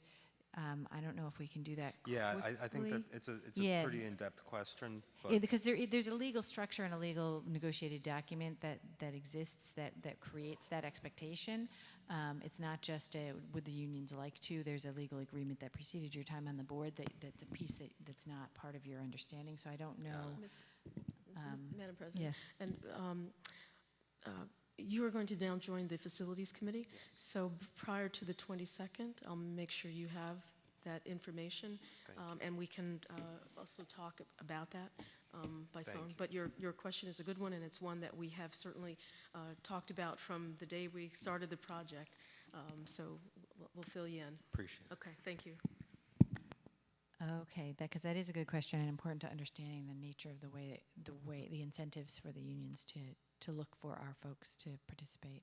And that is, in fact, the reference that I think it was James talked about somebody skipping 50 spots.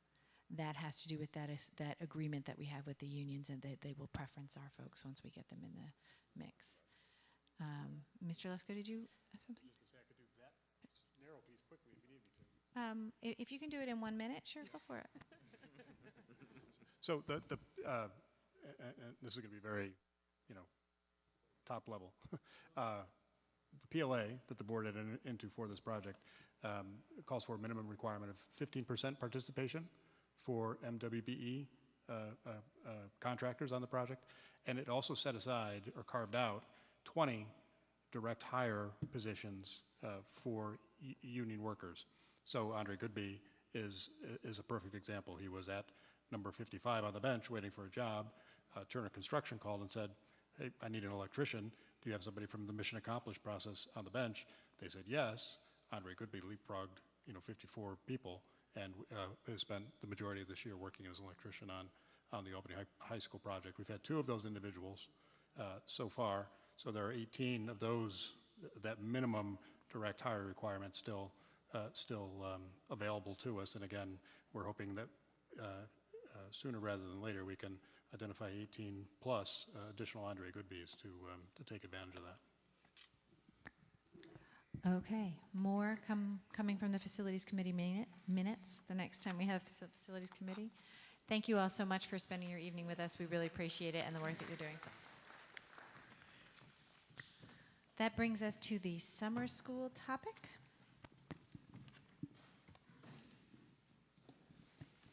Madam President, members of the board, I would like to ask that Dr. Cecily Wilson Turner will come forward and bring her team forward to discuss the summer school program for K-5.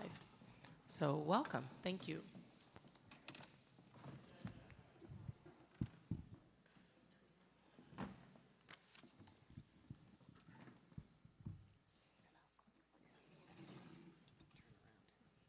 Good evening.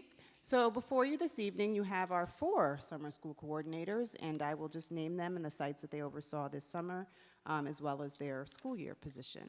So next to me, we have Dawn Castle. She oversaw the Arbor Hill Elementary School site. Dawn has been with us for 3 years, back in the summer school coordinator position, and is a literacy coach at Giffen during the school year. Kevin Rattel had the Giffen summer school site, and he is a 5th grade teacher at Pine Hills during the school year. Tammy Keogh had the Sheridan Preparatory Academy site. She is a 4th grade teacher at Eagle Point during the school year. And Marnie Gast, our newest member of the team, had the Pine Hills site, and she is a behavior specialist at Pine Hills. I'm going to turn over the start of the presentation to Ms. Castle.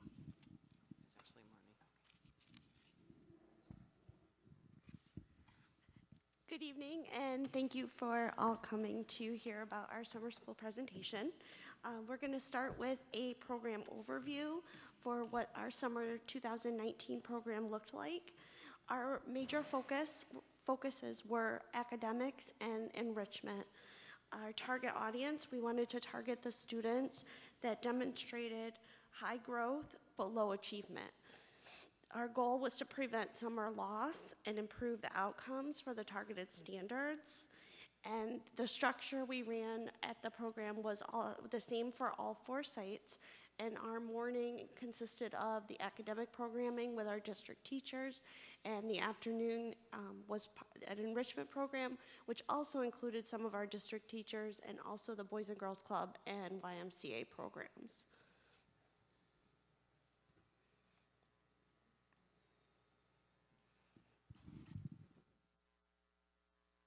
So due to the number of funding sources that fund elementary summer school, I'm just going to speak a little bit about the budget.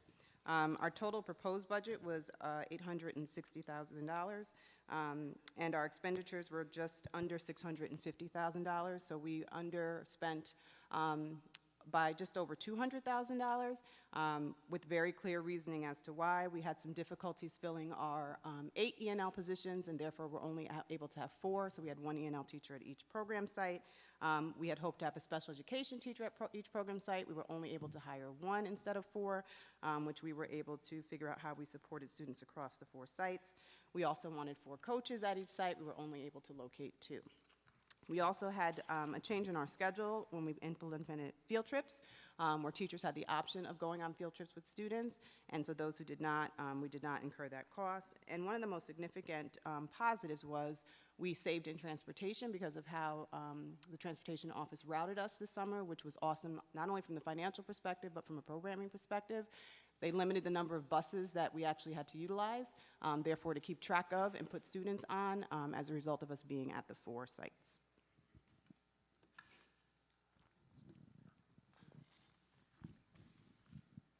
this is the program overview. For our staffing at all 4 sites, we had the same number of people at each site with additional pool of subs to help serve this summer. Oh, what's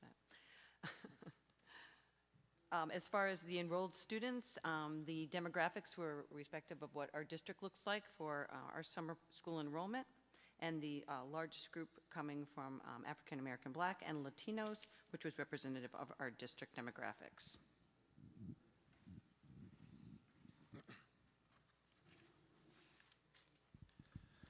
So when we take a look at our strengths, we've built a strong academic program that provides explicit instruction with some differentiation built in and some technology support for the students. And probably one of the most important things is that we're front-loading them so they start the next school year off with some, success. We had early collaboration with the YMCA and the Boys and Girls Club so that we could get consistent, high-quality programming in all of the locations. We also had the Albany City School District teachers that provided art, music, technology, and physical education at all 4 of the sites. And then when we looked at challenges, student attendance is still kind of coming up. I'll get to that a little bit in the next slide.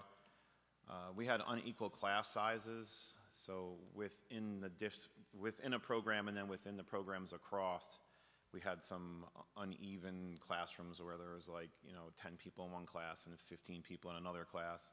We might have high enrollment in one location in 3rd grade, but low enrollment in a different location. So that's kind of what we're referring to. And then the field trip structure, we had a couple of challenges with that because the Boys and Girls Club and the YMCA take them on different field trips.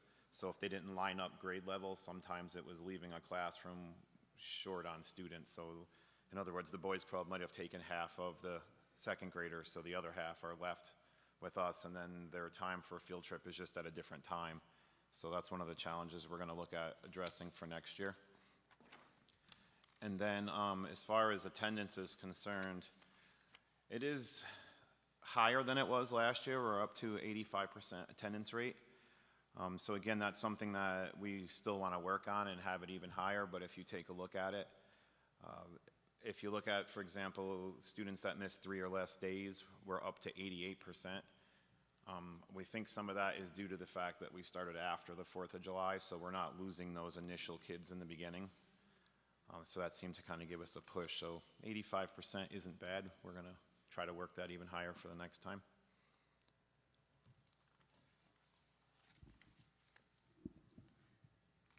Last summer, we used Lexia for grades 3 through 5 for their computer program, and we found that was very successful. So this year, we decided to do K through 5 for Lexia. So all grade levels received that, and students that came 50% of the time or more went up at least 1 level. Within those levels, there are 18 levels between kindergarten and 5th grade. So in the primary grades, you're going to see greater increments of growth just because of the lesser amount of information that they have to hold on to. And as they go up in the upper grades, the intermediate grades, they have more levels within the level for them to progress through. Oh, next again. No, this is The next slide also talks about ELA, and this looks at the growth by site. And you will see a little bit of difference between the sites. Giffen and Arbor Hill are the 2 sites that gained the most in terms of level, but they also started with the lowest level. So it is expected that we would see them having more growth than the other sites, but we did see growth at all sites.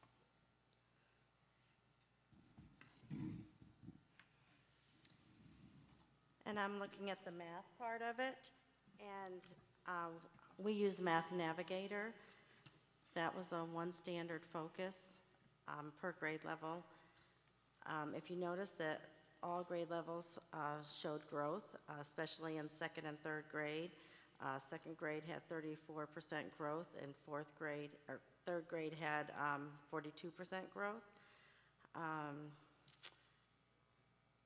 We showed the most growth at Arbor Hill and at Giffen as well.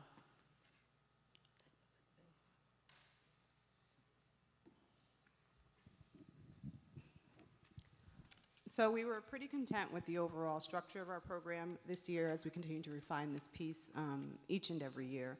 We are definitely looking to stick to 4 sites. 7 sites last year was extraordinarily challenging, impacted the quality of the program we were able to offer.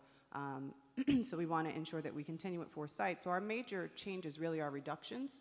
Now that we are, in the 3rd year of trying to use this model, we have found that there are some pieces that we can either take away because we haven't been able to fill them, or because we have gotten to a place where the time isn't needed. So one of the significant pieces we brought on was the coaching piece with an extra preparation period so teachers could begin to go deeper into the new resources, because at that time we were rolling out the new reading resources and new math resources at elementary. Now that we have been using those resources for 3 years, that need isn't as great as it once was, that we have to provide that time in addition to the coaching resource. We will keep coaches on staff, just in a slightly reduced capacity in terms of hours, but we will remove that common planning preparation time for teachers as they get, for that familiarization period. So that will result in a reduction as well. And then we would reduce the budget hours for teachers because of how we structure field trips, and so that reduces some of the time that was needed. So we ended up doing field trips on Fridays for grade levels by grade bands, and that's kind of what Kevin was alluding to.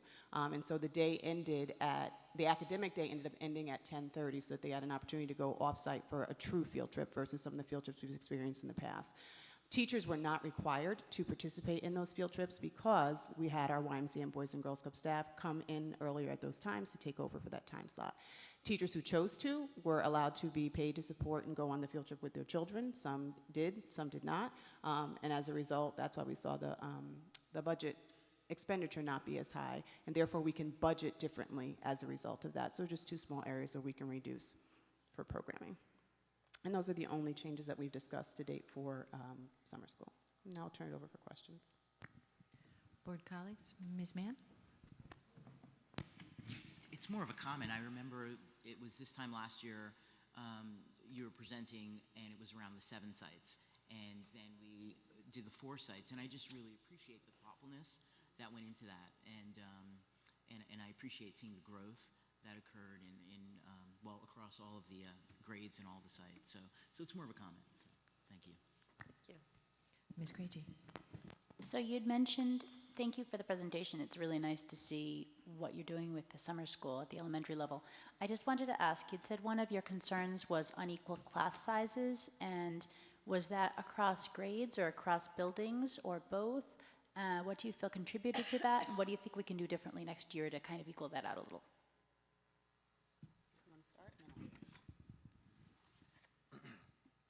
I think it was within each location and across the board. We tend to have lower attendance in the higher grades. I'm not even going to guess why. The younger grades tend to have more kids in them, so what we were able to do is, once we get the program started, we can take within my own program, for example, if I have one kindergarten that's high and one that's low, once we get started, we just kind of switch them a little bit and balance them out. As far as across the district, again, I think it's the same thing. All the locations seem to have higher attendance rates in the younger grades. So one of the challenges that I think we've talked about for years at the table is we have a different enrollment process for summer school at the elementary level than we do at the secondary. Secondary, you pretty much go the week before summer school is starting, you sign up, you attend, and you're required to attend in order to advance to the next grade or to pass that class. We do an application process that begins in April based on what the current report card is saying, so that parents can begin to plan what they're going to do with their elementary age child for the summer. Half of the applications, if we're lucky, are the actual students who show up, and then for that first week, it's rolling applications. Parents are showing up and saying, oh, I forgot, or I was interested in participating, and if we have space available, we do try to admit so that we get to our target number. What also happens is if we say our target for classrooms is 22, some will have all 22 of the applications that they sent for that grade show up. Others will have 10 show up, and I don't get any new students for that. And so you do end up with those grade level fluctuations that are significant. And to offset that, what we do is when we have daily building subs that we have, and we have teaching assistants that we have. And so when those classrooms got large, coordinators reach out and say, Seth, I've got a class of 20 versus a class of 10. they would deploy the building substitute or the teaching assistant to that class to, again, try to reduce the ratio for those particular class sizes. Because it's a 5-week program, we don't want to get into the habit of, starting a child in a classroom on one day and then pulling them out and putting them in another class another day, for that short span period of time. Thank you. Ms. Wilson. Thank you. That actually was part of my question was going to be how early are students identified, and the other question is there a formal or informal process to sort of spot check them throughout the following academic year? Spot check in? Like check in on their progress towards, like, more or less you guys are advancing them with like if they're first graders, they get second grade exposure. So do we check basically to see how they're doing? So the way the recommendation works is we look for students who are, as Marnie mentioned, low achievement but high growth, right? So that's the focus of elementary summer school. It's really not a remediation or you have to come to summer school to pass to the next grade. It really is, we want to continue to grow you because you've shown so much growth during the school year so that we kind of catapult and front load your success for the next school year. So not intentionally for summer school are we monitoring those students, but in general we're monitoring those students to continue to see that we're having students who perform at a high growth level as their achievement begins to trudge along. So that would be more of the tracking that is done. What I do traditionally do for the board a little bit later, once we have our fall results, is I have our data analysis contractor do a comparison of students who attended summer school and compare them to students who did not attend summer school who were like students so that we can see what the impact of summer school is above and beyond our short-term metrics that we present to you tonight. That's perfect. Thank you. I was going to ask for that, so I'm glad you said that. So let me just ask my question since I started talking, and then we'll go, Mr. Manyawi and Dr. Chittor. The application return challenge, you guys just went through a process with the North Albany reseating where you did a very high-touch effort to get kids reseated, and I wondered if you've attempted that level of high touch with our potential summer school kids. Is it a similar kind of high-touch process, or is that something we can learn from?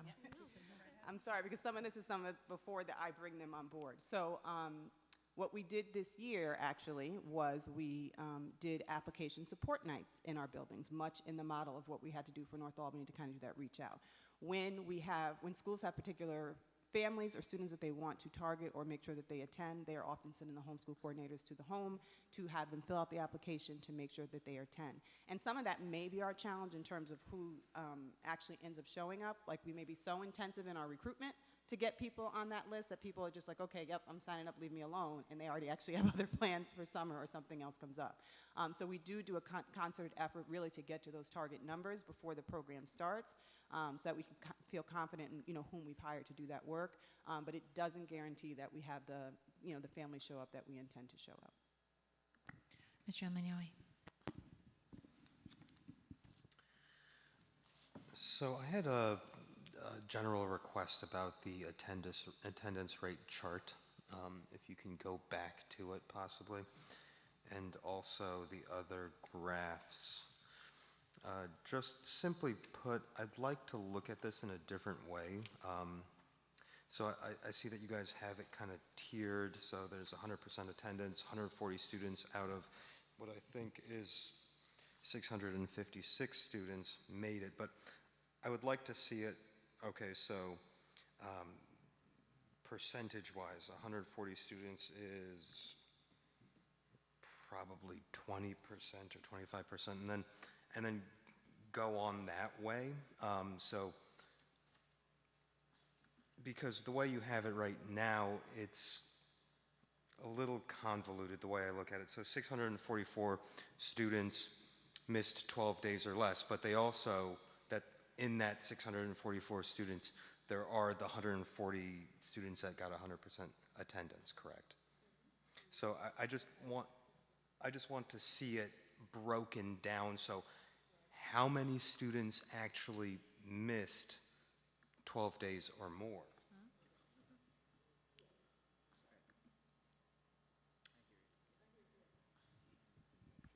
And in terms of the graphs, excuse me, I need to know what this the y-axis is, like, so Lexia level of growth. So it goes 0 to 18, but what does that mean? Is that percentage points, or is that? So can I just go back to the attendance Sure. table so I can be clear on what you're asking for? Absolutely. So do you want another column that shows the percentage, or do you want me to simply tell you that this number of students missed 12 or more days instead of students missed 12 or less days? A little bit of both. So if I was to do an analysis of this, I would say, okay, out of the 656 students, 140 of them attended 100%. And then, exactly, and then 230 missed 3 days, and then 300 missed 5 days. So just, So you want no or less, you just want a straight number? I think he's just looking for, instead of the cumulative numbers in the column, so that if you added up all the numbers, it would add up to 656. Got it. Right. exactly. And then your question about the Lexile levels? So the metrics on both ends, I just would like to have y-axis, like, is it a percentage? I mean, what are these points? The y-axis indicates the 18 levels that are in Lexia. Okay. With the primary having smaller increments of levels of things that they have to achieve in those, and then as it gets up in the intermediate grades, it gets progressively harder with more levels within that level. Got it, thank you. And, I'm sorry. And in the report, it'll provide you a little bit more explanation on those grade bands, right? So page 8. So you could see where a kindergartner should be versus where a fifth grader should be. And it gives you a sense of, we had, our third graders who may have been starting at like a first grade Lexia level, right? And so our intention was to grow them at least a level during summer school. Thank you. Dr. Chatoor. Thank you. I have a cluster of questions all related to the software. So this was a good segue. Thanks, Hassan. With Lexia, what does that increment of 1 correspond to? Like, if you were to, like, when you look at the math scores, it's percentage, 30% increase. What does that one level equate to? In the document that overviews the entire program, on page 8, it talked about, for levels for kindergarten, it's 1 through 5. Right. And so it's hard to explain because it's not like math. It's little lessons that lead up to proficiency to be able to go to the next level. So, going up to, in 5th grade, they're only doing levels 17 and 18 versus kindergarten where they're doing 4 levels. Right. So it's just the amount of information within those levels. It was much like what we did with iRead last year. There was a lot of levels within the levels, and so the growth never looked as tremendous as math because of that. Okay. Second question was with the math, this is Math Navigator, right? And we had a presentation earlier where we were moving to Dreambox. So next year, are you going to keep Math Navigator? Is it going to move to Dreambox? So we have to consult with our math instructional supervisor on that one, I'll be honest with you. We intentionally, we used Dreambox this year during the after-school program, and we intentionally stayed with Math Navigator for the summer because I think of some of the way that you can narrowly focus in Math Navigator, particular for the narrow focus we're trying to have in summer school, and to just distill that one skill, and because there is some paper resource that supports it, so it's not all a technology program that has that assessment. But we would consult with Sarah McGraw, just like we do at Lynn, to make sure that we want to keep with the same type of programming, or whether she would want Dreambox to carry through the summer. Another question, these are all related. So now with the math scores, if you look at the school-by-school breakdown, and some of them, the pre and the post, start at 0% and then they go up. So what's the 0%? No proficiency? No proficiency. Well, we did a pre and post test, and it depends on where their level of proficiency is when they started. That we would think that's how that played So, into. so 0 would be they were not at all, they couldn't do anything in that level. It's proficiency, so they were 0%. They weren't. So there weren't. How can it? So if I The did number, level, let me the do number of math. students who were proficient. Right. That means So zero let's think of like New York State assessment, level 1, 2, 3, or 4. You may have had the majority of all of the students at a level 1 or 2, which is not considered proficient, versus the number of students at 3 or 4. Whereas you look at the other grade levels, you had some students who were starting with some level of proficiency. So I can see the increase from 0 or some number, I can see the increase. But there are some grades where it decreases. How do you explain that? So then that goes to whether or not it was a mirrored assessment. And so using Math Navigator, it probably wasn't. It probably was, what's the word I want to use? Where the computer responds to what the student produces. Adaptive. Right? Thank you. As a result of that, if they're not getting the exact same problem in a mirrored assessment, you can't necessarily get the exact same result. But our expectation is still that if we did a focus skilled with students, that we would see growth in that particular area. It should at least stay the same. If not Agreed. increase, right? Agreed.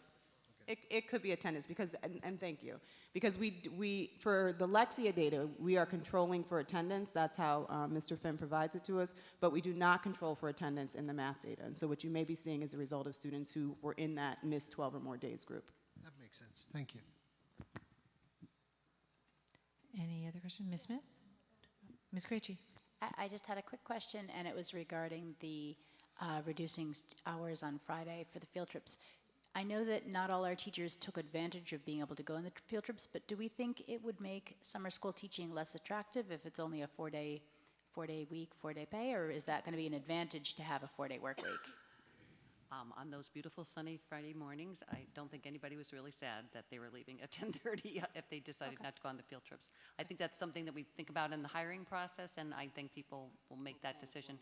But teachers did have the opportunity if they wanted to go on the field trips. A lot of the enrichment teachers in the afternoon went because that was during their time that they would normally teach. Thank you so much. Ms. Smith? Thank you very much for this. I was thinking about the whole student attendance thing, and I know everyone's mind is on it. And I don't know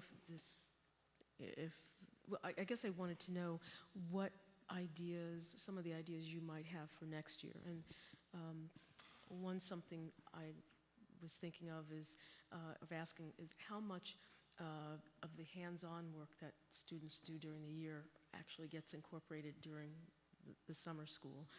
So some of the STEM work that we do, et cetera. And also whether or not there's some idea of maybe just separating math and maybe putting it together with science for the summer and focusing on like a ELA and humanities piece. I don't know that there's a right or wrong. I just wondered what thoughts you might have on some of that. One, to increase, perhaps student interest and attendance, as well as even some of our teachers' willingness to work summer. So I think we did better this year, both in teacher and student attendance, because last year's program, again, was an AM, PM split. There was a lot going on last year. And by cleaning that up, I think our teacher attendance was significantly better this year, allowing us to have some extra teacher support through our subs and TAs. As far as student attendance, when I came into the position, our configuration of summer school had varied multiple times over the years, right? And I would say the attendance at that point in time was around 73%. And so getting to 85% has been good for us, particularly because the whole reason we went to a full-day enrichment model was in an effort to encourage students to come and be a part of a 5-week program, and you're going to have fun, and as well as learn and be enriched. So that was a concerted effort to try to be able to pull in more students. What we found last year when we incorporated the Boys and Girls Club and YMCA programs that typically run at Arbor Hill, Giffen, Sheridan Prep, and SA, students struggled with the fact that there was an academic component to it because they kind of weren't expecting that, and kind of struggled with the concept of it not being a drop-in program, right? I can come this week or come this day or not come this day. And so we are still working. I think we did much better again this year with helping them understand it's going to be both academic and enrichment. It's not a drop-in. Your attendance is expected. But when you go back to the attendance data, technically, we have an attendance policy that we're supposed to drop you after 3 attendance periods. If we did, we'd have 200 and, however many kids in summer school. We're not doing that. And so the coordinators would consult with me, how, are we going to keep this family? This family's got to go on vacation for a week. Do we still want them to come? As long as we had a plan for the child, we basically worked with the family so that they would continue to attend. But particularly with smaller children, they may have other things that are happening in the summer that would make it difficult for them to commit to the full 5 weeks. So if we're getting them for 4 weeks, we're kind of saying, we're good because we're able to at least give you, some level of instruction over the course of the summer. But we can continue to think through what other incentives or what other needs would support families having students attend more frequently. I only raise it, I really want to commend you all because I think absolutely I could see and we could see the changes from, the previous year, which are just wonderful. And so I do want to say thank you very much, all of you, and for that. And just wanted to keep thinking about how do we keep this going and how do we, generate that interest and commitment really for our children. Thank you. Can you just remind me, the year before, last year was an anomalous year because we had a grant that resulted in us being required to do those 7 sites. And I remember there was a lot of discussion about whether we ought to do that and what the requirements were. How many sites did we have the year prior to the 7? So the year prior, we had our 2 summer school sites, and we did a LEAP academic component at the Arbor Hill, Giffen, Toast, and Sheridan Prep sites. But once we did the LEAP academic component at those 4 sites, and then we did our district summer school with our 2 sites in our enrichment, we were like, if we're offering this quality and caliber, and then we have this situation with this grant, let's just try to offer the same thing. And last year wasn't as close as we wanted to get it because of how we had to structure it, and everybody came to the table with their restrictions. Everybody experienced that last summer, and so when we came to sit and plan, starting in January with, Karen and Eileen and, the Boys and Girls Club and Y at the table, people were more willing to say, okay, how do we work around and do this in a way that makes sense so that we have a more cohesive and, beneficial program for everyone. So I think we're able to be more flexible and more thoughtful about how we approach it because we still have that grant, and so we were able to be thoughtful about how we work around some of those limitations. I see. So we're still receiving the grant, but we've interpreted the grant language differently to allow us to have a smaller number of sites. Okay, that's helpful. And in terms of attendance and the fact that you have found it successful, even if a student is not there for 1 week, it's still a successful program. I wonder if we have considered making the program longer, which I realize would be more expensive, but knowing that each child would not be there for every week, right? But we, instead of getting 4 out of 5 weeks, we get 5 out of 6 weeks. And if we've considered that as a model, that it would be just a longer program to allow for that more. We have not considered that, and I would say the only reasons aren't great ones, that I would give you. Our buildings need time to get cleaned, right? Because the buildings who host are always like, my building's being used for 5 weeks, and we may have staff commitment issues, with that amount of time as well. I know special ed seems to do okay for the most part, running a week longer program, as is a high school. So it's something we could feel out for staff to make sure that we'd be able to staff the program. We do the Y though, right? The Y goes a week longer, but without teachers. So it's just with their YMCA staff, and so they're not really offering the academic component. It's just what they've always done is offer 6 weeks instead of 5. But it's something we could look at. Any other questions? I'm sorry. Go ahead. I'm sorry. I was just going to add to it a little bit. I did speak to a lot of parents this summer. I worked at the Giffen site, and when they came to pick their kids up, I was always at the desk, so I would talk to them while, they were waiting for the kids to come down. And a lot of them told me that they take their vacation times and, all the things that they do with their families, and they try to put that stuff off until after we're done. So I'm not sure if we're going to get, more bang for our buck if we extend the program. Yeah, I understand what you're saying. So that it didn't run July 4th week, so it ran 3 weeks in July and 2 weeks in 2 weeks in August? July 8th through August 9th. Yes, Yeah, the 8th to the okay. 9th. And so there was still 2 to 3 weeks between the end of the program and school. For elementary parents, part of the issue is usually coverage, right? So they're holding off on their vacation, and then who knows what the kids doing the week that they're not in North Carolina visiting grandma or whatever. They had it is that Boy they're Scout camps and, Yeah. various things like that they told me about. Yeah. So It's just an interesting thought I just thought experiment. I'd bring it up. Ms. Smith? No, you're good? Okay. Anybody else?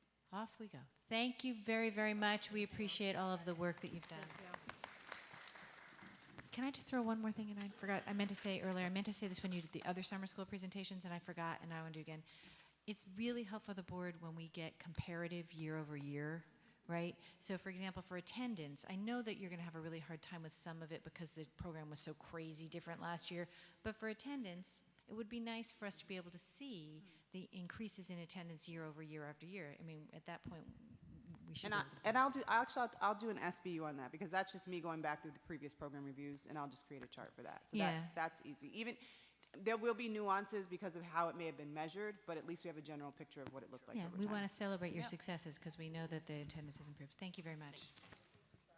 Dan? Mr. Yawi. With that SBU, if you could just send over those attendance stats like that, thank you. Sorry, yes. Ms. Smith, now we're all jumping in at the end. Come on, guys. I'm sorry. So I had just a question. Are there celebratory kinds of events during the summer? Okay. We didn't even talk about success. We're all business. Now, at the end of the summer, there is a huge celebration of the YMCA, the Boys and Girls Club, the teachers. They had like a carnival kind of atmosphere at Giffen. I think that happened at many of the other sites. There's a lot of fun things going on in the mornings as well as the afternoons for the kids. And to answer your question about the STEM, we did supply 2 to 3 STEM kits for each classroom, K through 5, for the students to have that. And then Sarah McGraw ran a STEM camp. What were they called? The STEManistas, girls camp for technology this summer. So we definitely are incorporating all of that into the instruction. Yeah, and that's great. That's kind of where I was wondering was, so some of the things that might be a little more challenging for some students who, maybe there's about they're low performing, but the growth is headed in the right direction. Like, maybe this is where you would have those spelling bees. This is where you would have these sort of Olympiad kind of, competitions. Just things that are enjoyable, but it's project-based. So anyway, thank you. That's great. Appreciate it. Can I just add one thing too? At Pine Hills, my kindergarten and first grade teachers got together and they did a writer's workshop presentation at the end of the summer. They invited parents, they had cookies, and it was very much tailored to each student where they were, so they could do it, if they were at a second grade level, they were reading at that level. If they were lower, they were reading at that level, and that was a really nice activity that happened at my building. Okay, we're now done, right?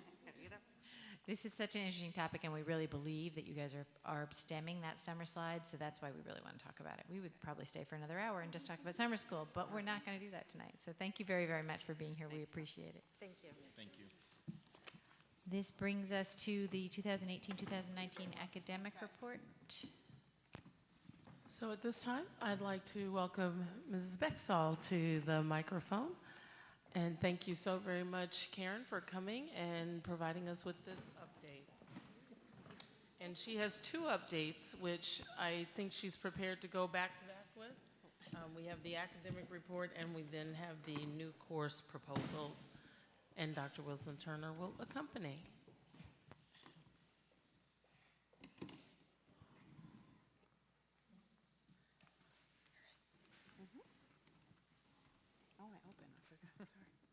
Good evening again.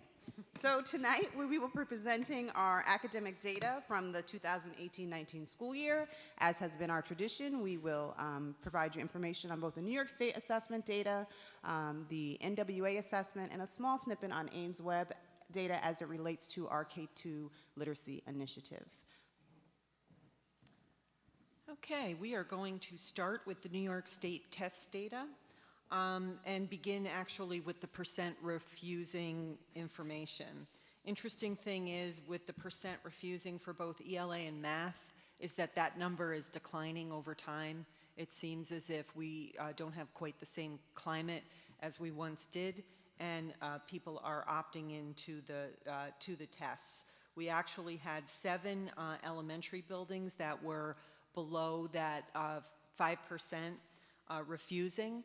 which is a great indicator. It's a solid indicator for those buildings meeting their participation benchmark, and really helps us keep that data as reliable. We can look at that with a degree of reliability. If you look at our graphic, there's a lot more green and yellow. In the past, we've had many more buildings at over that 20% refusing. It seems to be largely contained to the middle schools as represented in the chart. But the good news is that the percent refusing numbers are declining. I'll just add, just so that you remember, that participation is now a significant part of the Every Student Succeed Act metric. And so it's a part of the calculation when they determine the performance index. They divide it out of two numbers, as if every student took the test who was supposed to versus the actual percentage of students who took the test. So making sure that they get to that 95% or better participation rate is significant. We're hoping that the percent refusing at elementary will grow up into the middle school, and we will continue to have those declining numbers. The next slide gives us the statewide and Albany proficiency rates. The ELA rate for the state was 45% proficiency. That is the same as last year. Albany performed at 23% proficiency. We also performed right around the same. So ELA is unchanged from last year, both for the state and Albany. For math, the state went up 2 percentage points from 45 to 47. We gained 4 percentage points. We finally saw some significant gain in math this last year, which we're very pleased about, from 17% proficiency last year to 21%.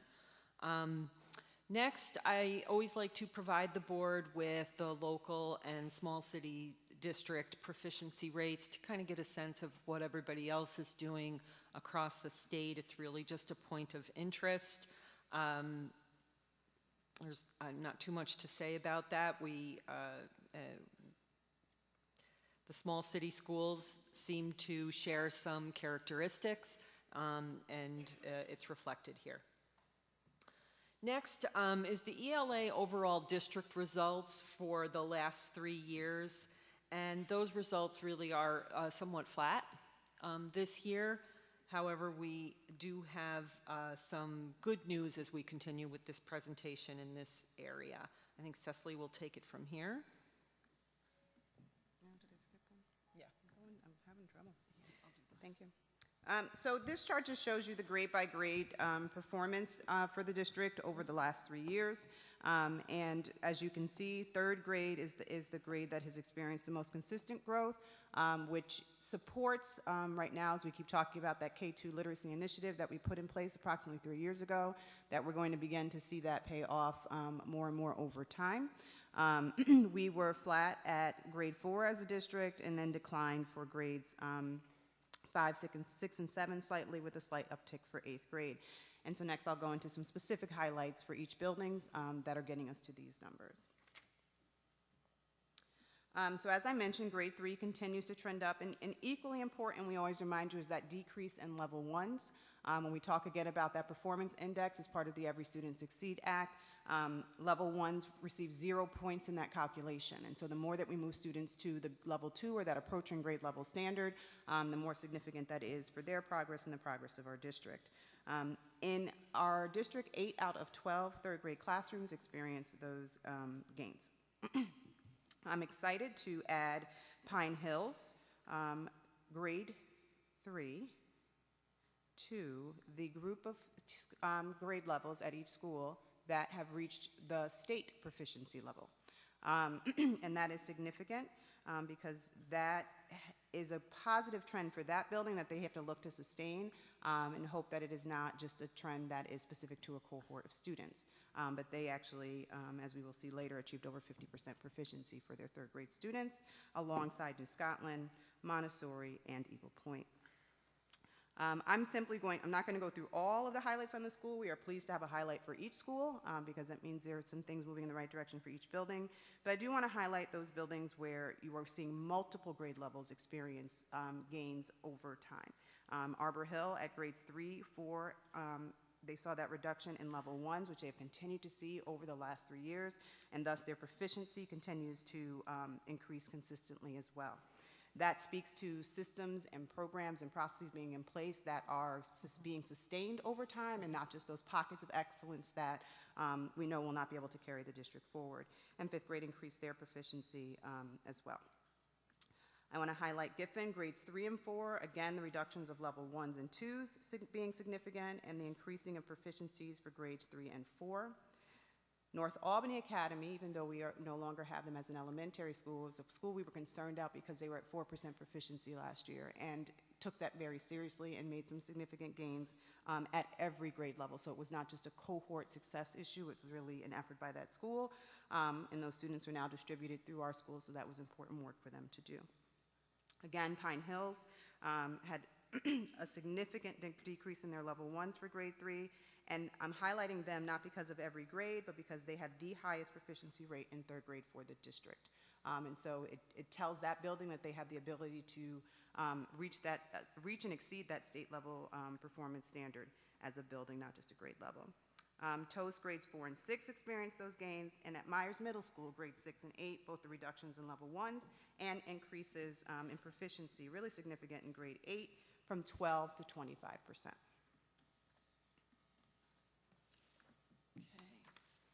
The next slide is the math overall district result, results over 3 years. And what I'd like to point out is it's a 6% increase over the 3-year period.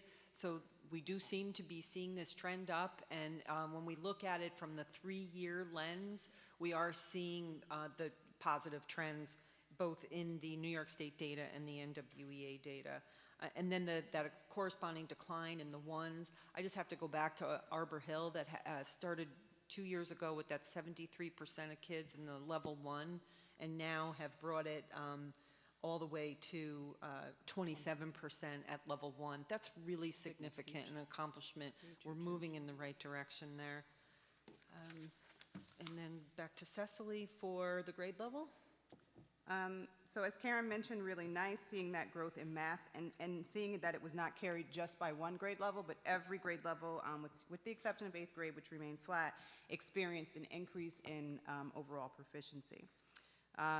As we go to the highlights, grade 3 and 5 in particular showed significant gains in math, and again with those significant reductions in level 1s and grades 3 and 4.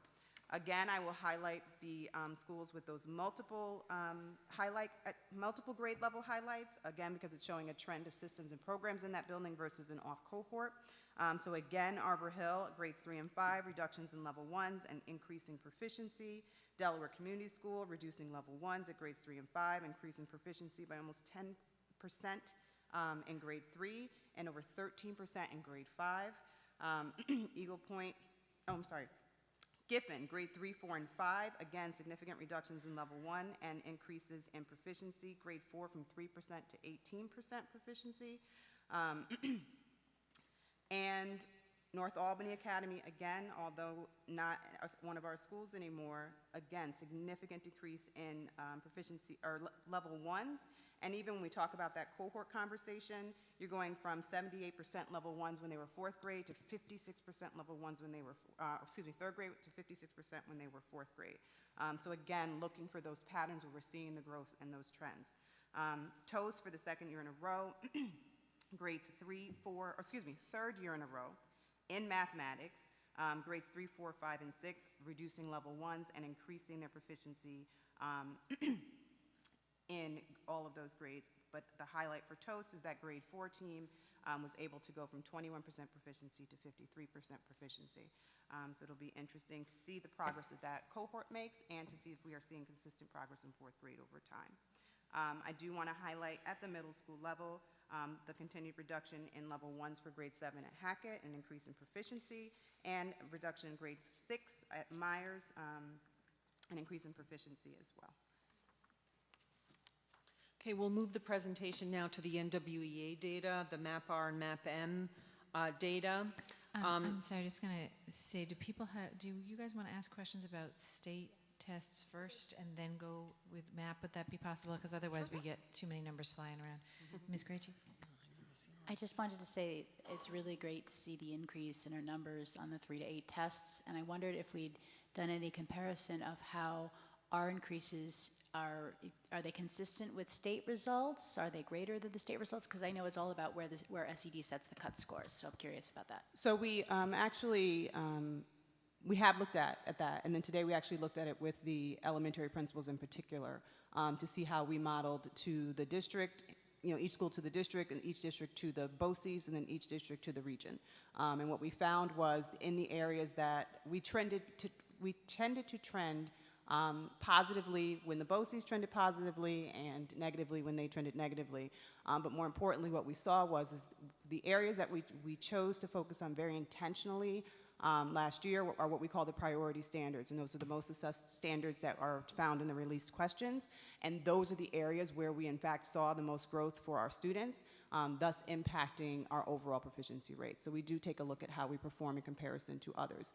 What we did note today is that as a district, we are growing at the same rate, so we're not really gap closing at this point in time, but individual buildings are doing some of that gap closing work where they are growing at a faster rate than the district is or growing at a faster rate than the BOCES is. Right, it seems like this data, I can compare how one elementary school is doing this year to how another elementary school is doing this year, but it's hard to compare this year's third graders to last year's third graders because SED sets the cut scores differently every year. Okay. Correct. Ms. Smith? And maybe this is just an overall question, even with the NWEA data, but so because of the way down, we can look at our data to see where those concerns are, those academic concerns. So do we have can we say, across third grade, there's this is a common issue? Can we say, across all of those elementary schools, this is something we need to focus on? And so I'll give you an example. Yes and no, right? So I can say the district trend is that students really struggle with, and this isn't the case because that's when they did well in, but really struggle with, the constructed response on fractions. So as a district, we need to work on the constructed response to make sure students are comfortable answering a question about fractions and then providing their explanation. But I might go to Arbor Hill and they nailed that constructive response on fractions, and so that's really not an area of focus for them. They need to be looking more intentionally at some things. So our instructional supervisors take that district-wide lens to get a sense, but then they drill down to that building level lens, and they do that alongside the administrators, so the administrators know what impacts their particular building. I would say in ELA, Lynn has been very clear about the fact that our work is around a particular standard, which is a 0.3. We're moving from just finding the evidence to support our claim to really how do you use that evidence effectively to support your claim, right? And taking that to the next level. And she can see that district-wide, and then she can bring it down building-wide, and has set a target for, okay, we're able to see that students are able to do this in third grade. Our third grade students have had the program since K. I'm focusing my energy on supporting all the fourth grade classrooms in the district to make sure that they know that this is the focus and the best strategies to do that. So that we use our data to be strategic and intentional about the level of support we provide and what we ask our buildings to focus on. And so yeah, we are able to do that both at the district and building lens, but it's really important to have the buildings drill it down to their level. And if I may add, so that's where we connect the dots with regard to how we determine the professional development at each individual school, as well as what do we look for that is consistent for our district-wide superintendent's conference days, and looking at where those particular gaps are, then that's where we can say, you know what, district-wide, here's the type of training that we need.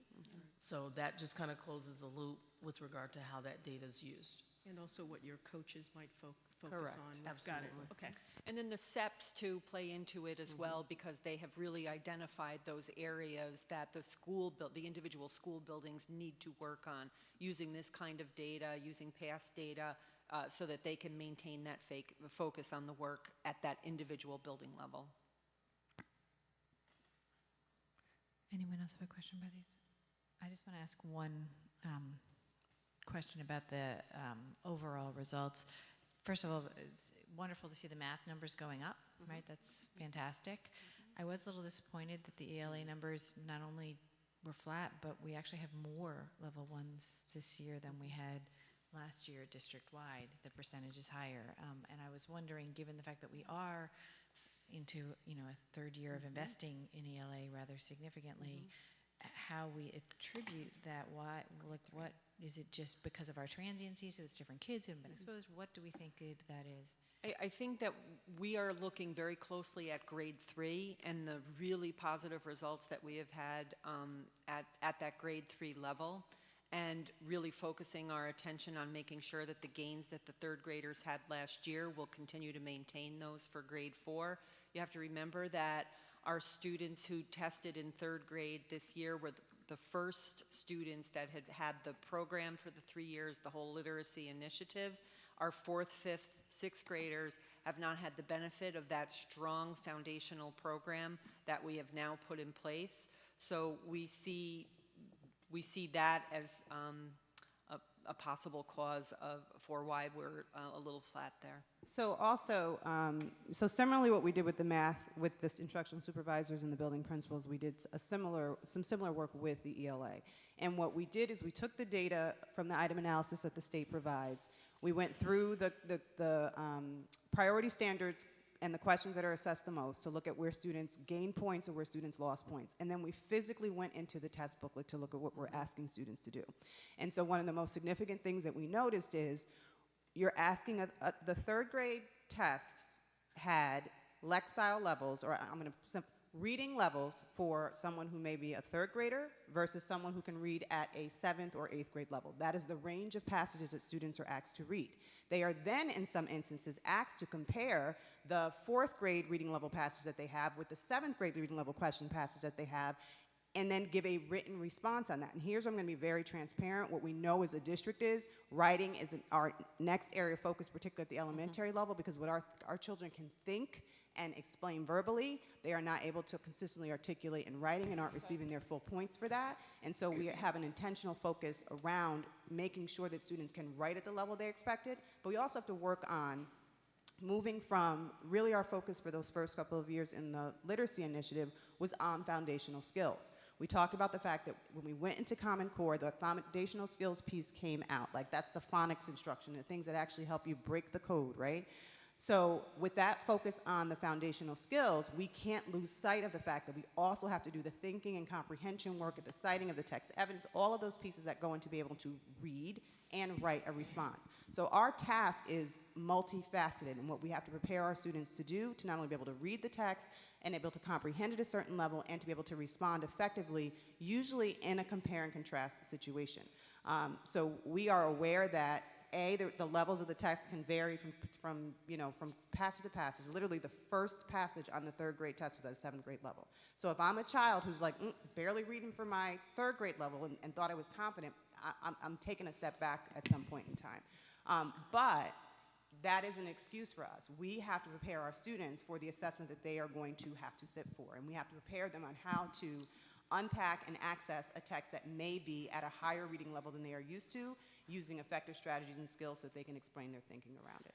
And just to follow up with what the superintendent said before, we're closing the loop around professional development on writing. We began the school year with all the elementary buildings with embedded writing PD, sort of a whole group for 45 minutes, 50 minutes with teachers, and then pushing into with grade level teachers, so you'd have 2 or 3 or 4 at a time, where you're really focusing on writing and using the program to support those writing habits. So I want to thank you for your response. I will take away from that this extreme increase in third grade. I mean, I think that's really very helpful for me to see that as the result of our K-2 literacy initiative. I did want to ask you a little bit more about the Lexile level on the tests and whether you as a professional educator think it's pedagogically sound to evaluate children with Lexiles that are so much out of whack with the expectations on the grade. Is this a pedagogically sound way to assess our children? So what I would say is, how I thought about it after that day was, the New York State assessment is not just measuring proficiency, right? They're also measuring students who exceed that proficiency. And so they're writing a test to try to test the possible range of students who may be sitting for that assessment. And so do we legitimately have children who are reading at the 7th grade letters? Absolutely we do. And so it's a test that will assess their proficiency not only with the comprehension of that passage, but again, their ability to write and think around that passage. So it's not like it was a whole test of 7th grade, but we were all a little taken aback, like, oh, okay, they have to really read a passage that's, fairly challenging. And if I opt out of that, how many questions am I losing as a result of opting out of that? So I understand the thinking around building an assessment in that way, particularly in the way that we've structured the standards and how we're trying to approach what proficiency really means in terms of college and career readiness. So that's my thought around that. Ms. Smith. Okay, so talk to me a little bit about middle school then. That same kind of range issue applies. So they may be looking at material from, I don't know, just say grade, 6 on up to high school, right? Because what I'm trying to, what my question to you is, what's going on at middle school? Is there something that we haven't done enough of down below? Is it? Yes. Can I just throw one more middle school? It's part of that. No. It's part of your question, which is 8th grade. I know we don't assess all of our 8th grade students, so I just want to make sure we talk about that in math so that it becomes part of the understanding about what's middle school. Yep, so that is a great point. Remember that our 8th grade students, some of them will take the algebra assessment and not the 8th grade math assessment. But as far as ELA, I think elementary would absolutely own that if we have students who we knew, 3 years ago we were filling foundational gaps for, we know that there were students who were sent up to middle school who had those foundational gaps before we added that particular program. And so they're trying to do gap closing that began a very long time ago. And I'll talk a little bit about that when we get to NWEA, about the importance of how we start and how our children will finish. And I also think at the middle level, we do have those over 20% of students refusing to test. And that seems like it should impact our complete results. As we're looking at the elementary. Because I remember we asked that question a couple of years ago, and you guys did the analysis, and you said that the opt-outs did not, in fact, affect. Do we actually know? We haven't done that analysis in quite some time. I just want to know, if we're going to say it, I just want to know whether it's true, because the one time we did the analysis, it did not prove to be true. So if things have changed and it does actually affect it, that's different. But otherwise, I would like to stick with the data we actually know to be true. Thank you. I'm sorry, I didn't mean to cut you off. That's a point of contention for me. Yes, I understand. So back to the 8th grade thing, it makes our 8th grade look so deplorably bad, because it's, we take all the kids who would not score a level 1 or a 2, and then we don't assess them. So it's, I'm not certainly advocating for more assessments, but maybe it's something that we should be advocating for legislatively somehow, that gets, if the kids are passing the algebra regents, could we just count them as a 4? You know what I mean? Like, it seems crazy to me that we're counting them as if they're not being assessed when they are being assessed and passing the algebra regents. I don't actually remember what our pass rate is for our 8th graders who take the We can provide that information when we do the regents responses. I'm just curious to know, because if they're mostly passing the algebra regents, which I assume they are, then they presumably are level 4, could pass the level 4. I don't know. The 3 through 8 tests are a different proposition than the regents exams. They are structured very differently. Which again comes to this other question about the state tests and what they really mean, because if we're only passing, if we're only getting level 2s in math at whatever percentages, but then they're graduating from high school at 70%, what does this really mean? It's always been a mismatch. Yeah. Okay, are you guys ready to go on to NWEA? Okay, as I've explained to the board in the past, to achieve proficiency on the New York State tests, on average, a student needs to perform around the 70th percentile in NWEA. We are the only state in the union that has our New York State tests normed, which it defies the definition of a norm, at the 70th percentile. But it's important to know when you're thinking about our data. So the MAP tests are actually normed at the 50th percentile, and thus a student is statistically likely to achieve proficiency when the student performs at the 70th percentile. So that's just an important distinction that folks need to have as we begin to look at the NWEA data. Now, again, as the board knows, we've been very focused on growth because we knew, I think I used to say the river is wide underneath proficiency. And so we had to look at growth from where our kids at that level 1 kind of score were moving in order to kind of gauge the effectiveness of how the instruction that we were giving and the systems and the strategies that we were putting in place in order to help improve student achievement. So we have been and continue to be very focused on growth, and so we do have a growth score. It's really about where are our kids today and where did they move at the end of the year. NWEA provides both that growth score and the score percentile. The score percentile is a simple score percentile. We're comparing our students to every student, the hundreds and thousands of students across the country who participate in MAP-R and MAP-M tests. And that's just a simple 50th percentile, you are at that norm. So I just want to set that stage before we move into our next pieces. This very first chart, I was so excited about this because you may know I come here every year and Cecily calls me, I'm the Pollyanna. I want to find the good in what's here. And some years it's been a struggle. And this year we feel so good about what we're bringing to the table. Our highlights, there's more highlights. We're still at pockets of success, but guess what? There's way more pockets. And so we're not going to say that across the district, the trend, but there is this positive feel. So for the first time, every grade level except one hit that 50th percentile for growth.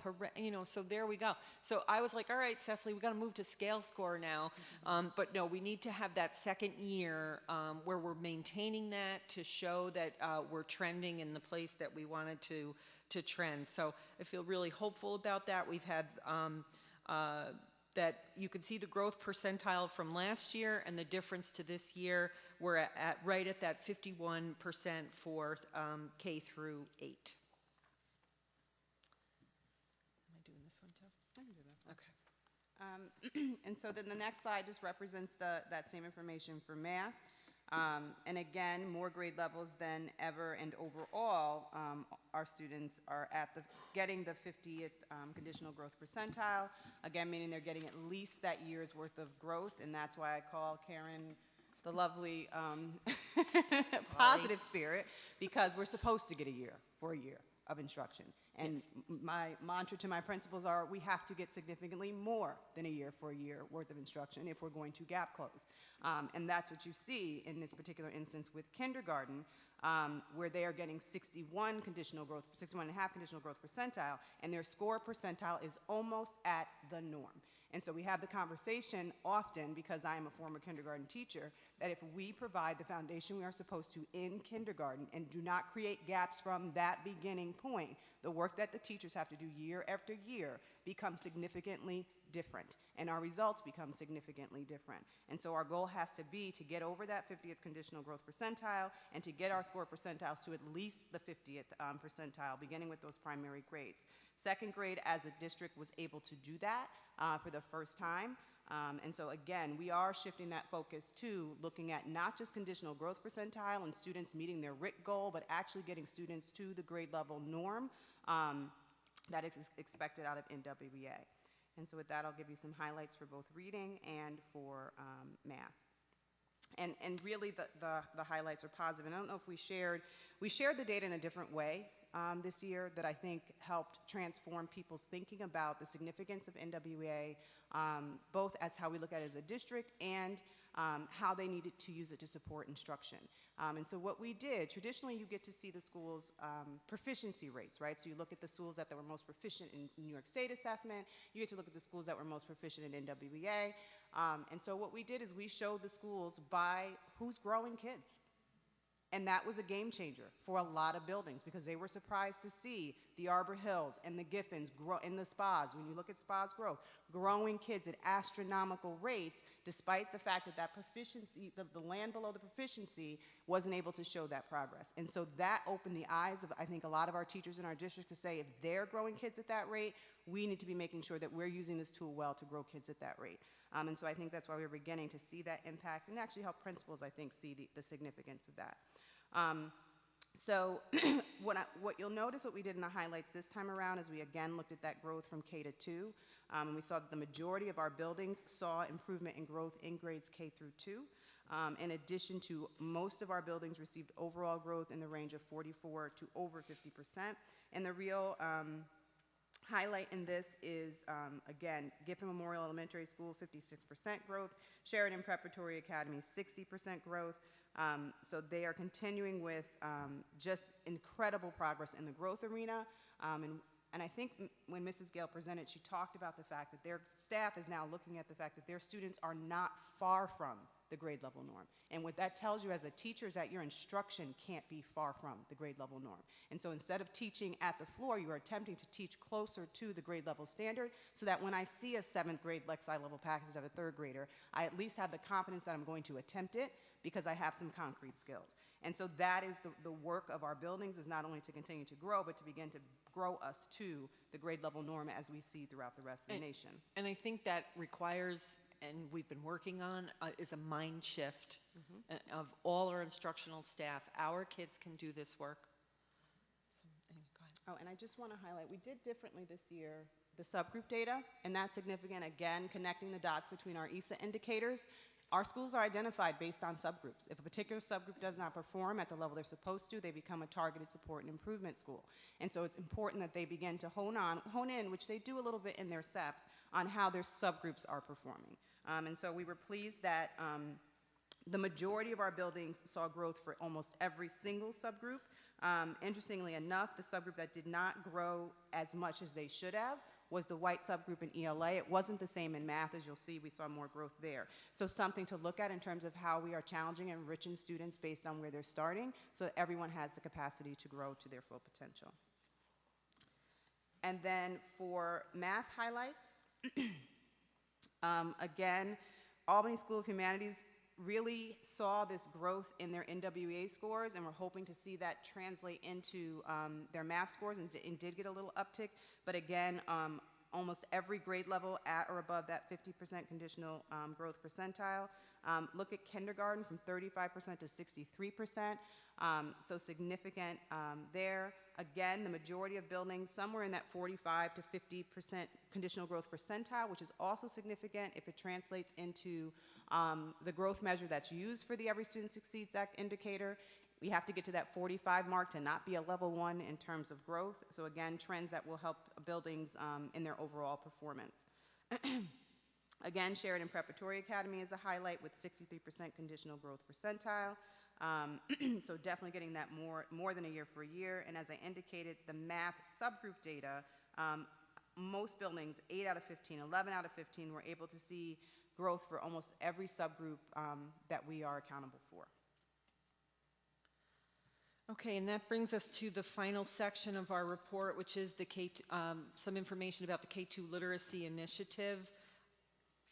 For kindergarten, we had the overall growth percentiles for reading and math really show a steady incline with this noticeable jump in 2019.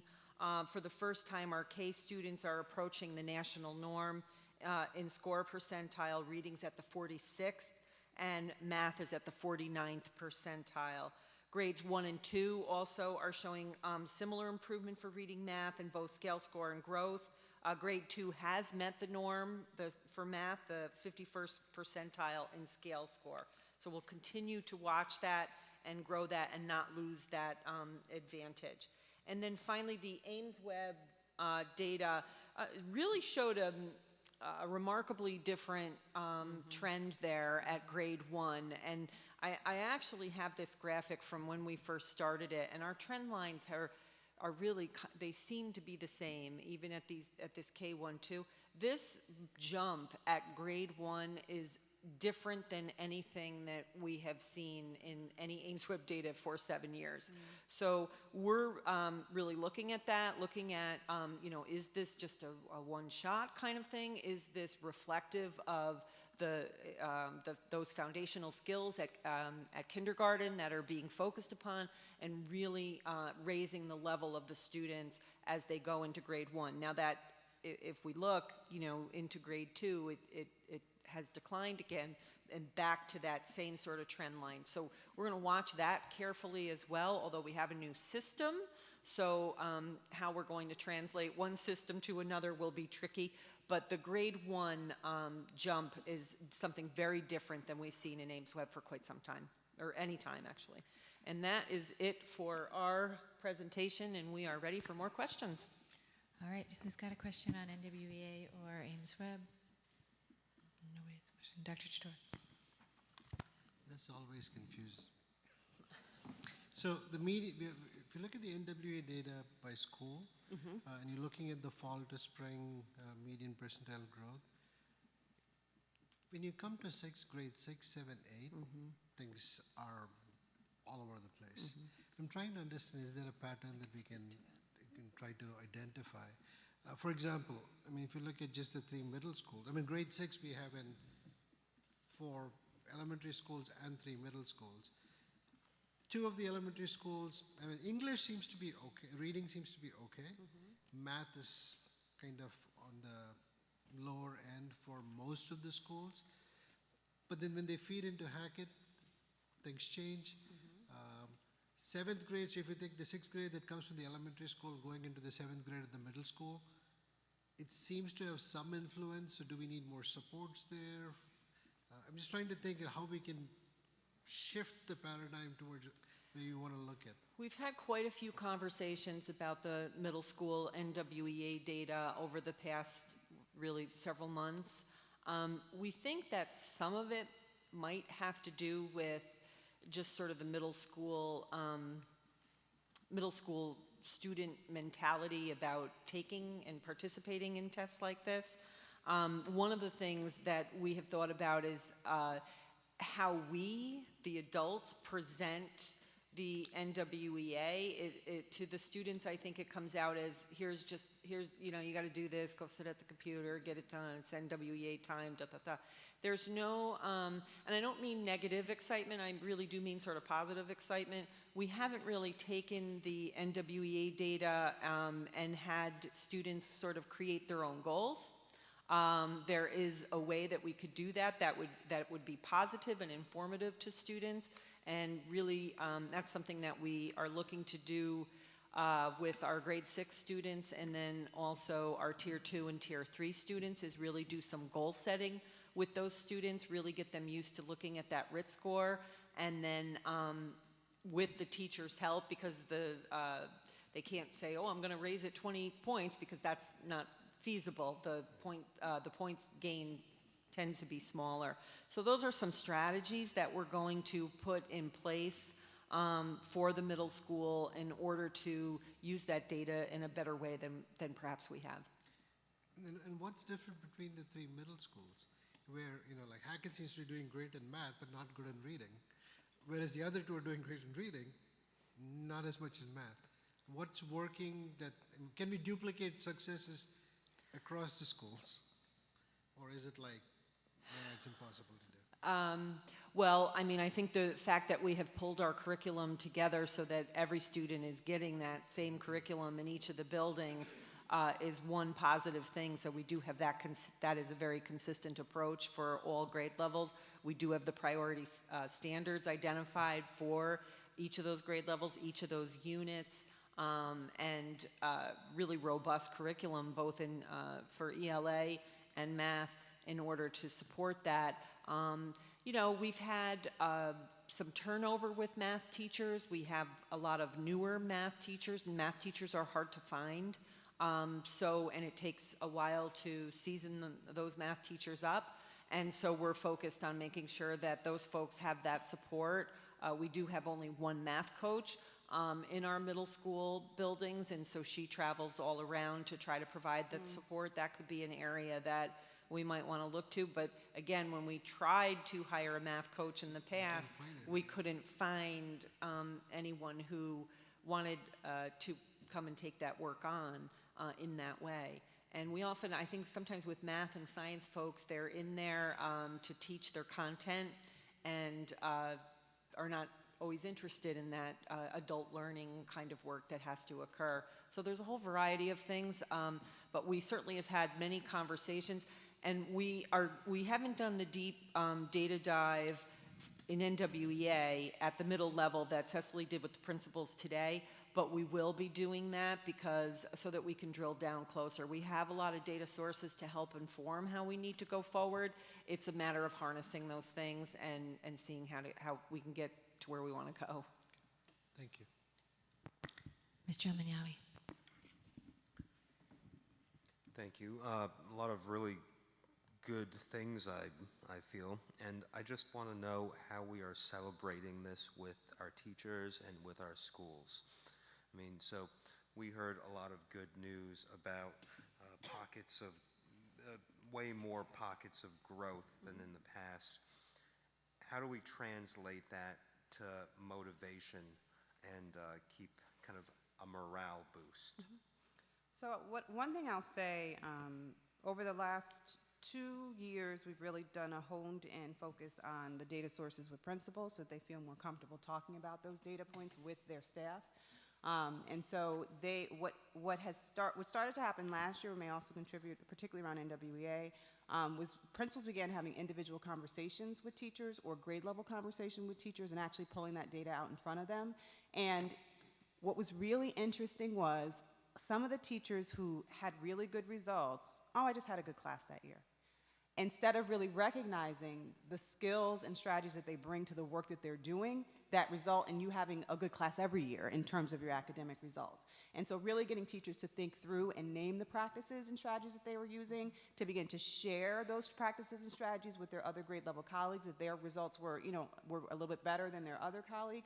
And teachers were becoming more comfortable with the idea of data being public as a grade level. Maybe not with my name on it so everybody knows that that was my percentage, but in my grade level, there's somebody who's getting 80% proficiency and somebody who's getting 60. Like, how do we close that gap? What are you doing that I need to do in my classroom to begin to generate those collegial relationships that pushes everybody's practice and, reduces the number of pockets, increases the amount of consistent excellent practice we see over time. So I think buildings are getting better at making the data public in a way that isn't punitive, but in a way that kind of celebrates the successes that they have and say, how do we begin to build on that?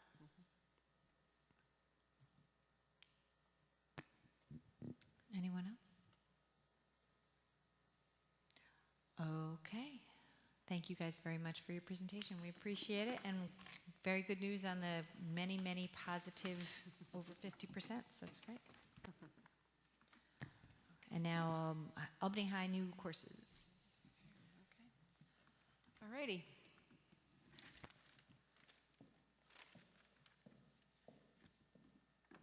So the Albany High School committee met probably about 10 days ago to discuss new course proposals. We bring all the guidance counselors together, any teachers that are proposing, the instructional supervisors. Jody and I, Jody Comerford, principal of Albany High, and I chaired that committee. And we have 7 courses to propose to the board. The first are from the music department, and I think are very easy to support. This year we put in place the Digital Audio Workshop 1 and Piano 1 and World Drumming 1. We've had very good success with all 3 of those courses, good student participation. The piano has been incredible. And what we would like to do is carry that on into the level 2s. The digital audio workstation, the piano 1, and the world drumming all do not, none of those courses require prior musical experience or instruction. So this opens up an area of music to a whole new audience. Now, if they want to choose to go to DAW, piano, and World Drumming 2, they will have had to have done the first course, but that is an appropriate sequence. So this is an easy one, and I think that if we don't have the numbers, these are courses that could be easily co-seated if we were required to do that. But we feel like we have very good interest in this and hope to sustain that. The second area is in technology, and the tech teachers at the high school proposed this, this engineering essentials class. They have a course called Digital Electronics. Their proposal included saying, abolishing that course and bringing this particular course in, but including the elements from digital electronics into this engineering essentials course.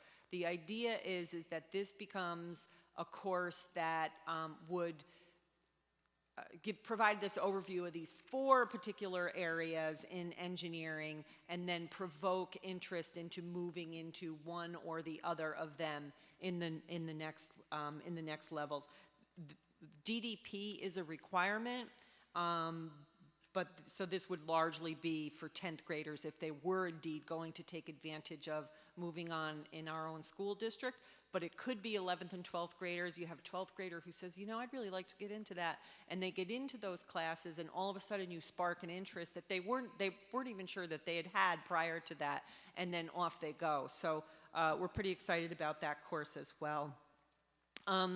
There are 3 courses in career and technical education. The first 2, Careers in Health and Human Services and Nutrition, Health, and Wellness, would be for grades 9 through 12 students. They would be alternate day classes. This is an area, so this is sort of a logistical love and a sort of academic love. The academic love is great. We're going to offer these 2 classes in 9th grade or beyond that will propel students perhaps in choosing a CTE pathway. Here's the logistical love. As an alternating course and a half a credit course, we can reduce the number of study halls for 9th grade students. And I wish I could remember the number that we have, but I don't have it, but it's too large. And so what we'd like to do is divert students into these kinds of courses that they could take and perhaps, again, have their interest sparked in a direction where they might like to go. So that will be a good addition. The final one is very interesting. I had actually extensive conversation with state ed about, oops, I went one too far, sorry. About the science of cosmetology. I wasn't sure if we could do it because as much as SED is moving to a place where they want to open up pathways, they want to redesign how we're giving access to students to these variety of different career pathways, et cetera, graduation pathways, they're still bound by the regulations that exist there. So I did have a conversation with both the science folks in the curriculum department and then some CTE folks. So proposed is to create this course, the Science of Cosmetology, that would be specific to the students that are in the COS path. Really, it would probably be 11th and 12th graders. As you may know, at 11th and 12th grade, they're over at Brooklyn for 2 or 3 periods. And then at the high school, they're taking their 3rd science course because they still have to have 3 sciences in order to graduate. What I was told is that we could do this as long as a science teacher taught the course.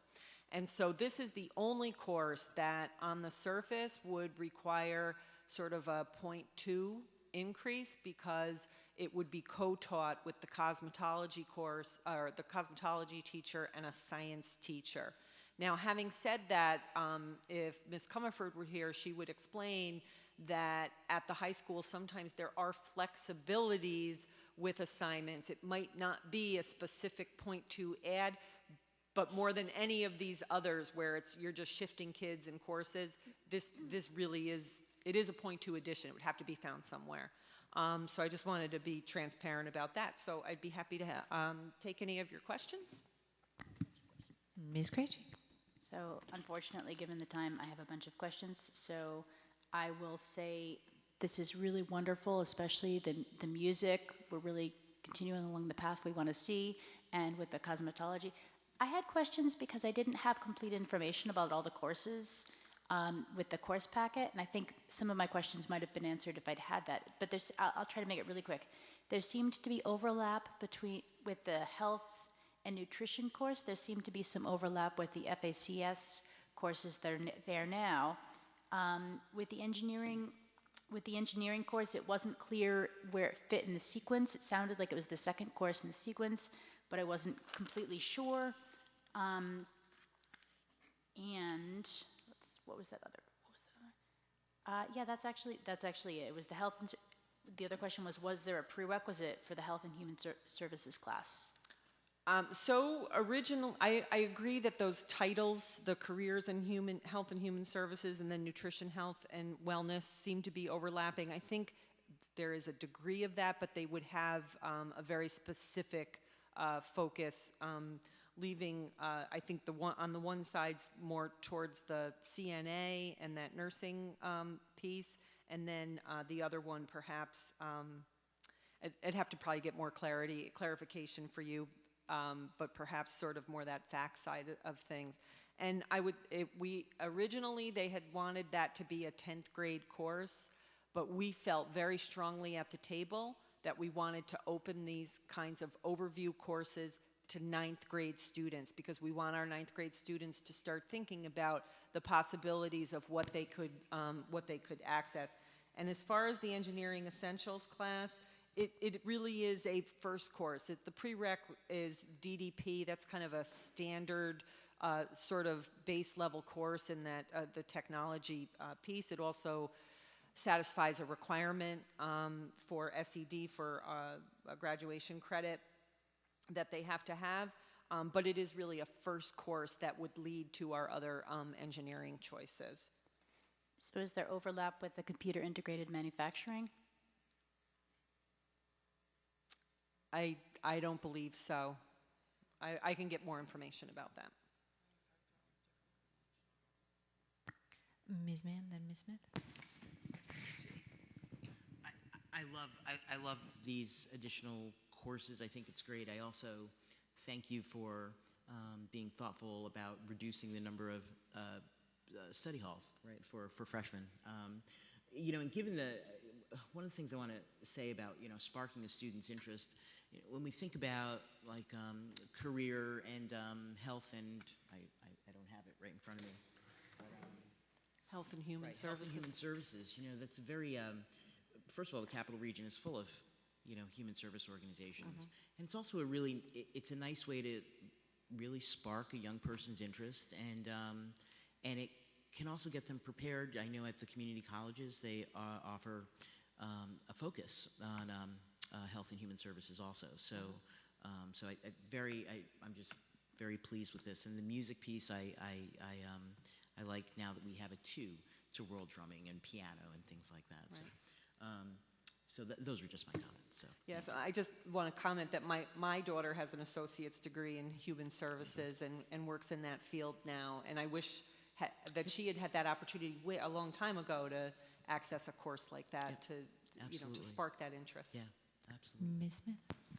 Well, ditto, Ms. Alexander Mann. I just, reducing those study halls, and making these programs of these initiatives available to the 9th graders. I mean, I just think that's absolutely perfect. So I love them all. I was, on the health and human services piece, I thought two things. One is that having that intro really sets them up nice for possible internships as they get to that senior year. I just think that's cool. The other thing I had hoped maybe would happen here is the introduction of the art of teaching, if you will, because I know that you all have talked about that. Okay, she says too soon. That's okay. Next. Okay. Next year. Okay. No, but I was just getting excited. Yeah. I'll speak it into the microphone. We just started talking about the Grow Your Own program. We have only held the one meeting with NYSET and with our team that will be looking at the feasibility and how to build that. And so until that piece happens first, we would not be able to offer the course, because then we don't even have the criteria for what that would entail. And Superintendent, you know I do appreciate that. I'm just getting excited because I've heard you talk about this for, since you came aboard. So I was just like, oh yeah, this is missing. But I'm glad to hear it's moving right along. The only other thing I wanted to just say, I'm delighted also about the cosmetology piece. I know that what Ms. Love has been doing, and actually my hairdresser who used to work in that department also had been doing some stuff with RPI. So I just having them talk about what students need to know about hair. You're not just doing this. There's a reason you're using this product, or it's something you need to know about the hair, the pH levels, all that great stuff. And I'm just delighted that really kind of raises the profession in a way, if you will.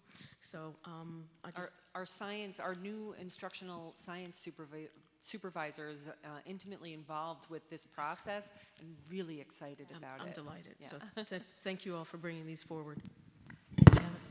Mr. Amanyawi. So I'd like to say that these courses are things that I would be interested in. And I do remember being in high school wanting to take classes like this. And I think, correct me if I'm mistaken, but DDP, is that Design and Drawing for Productions? Is that what that means? Yes, it is. And I took that class, and I loved it. And it actually sent me on a trajectory of urban planning and stuff like that. And so these are real life, real world classes. And so they're exciting. Some are very useful for modern day careers, and some are just fun. So I like them a lot, and thank you for sharing them. Dr. Chatur. Yeah, I love it when we have more opportunities for our students.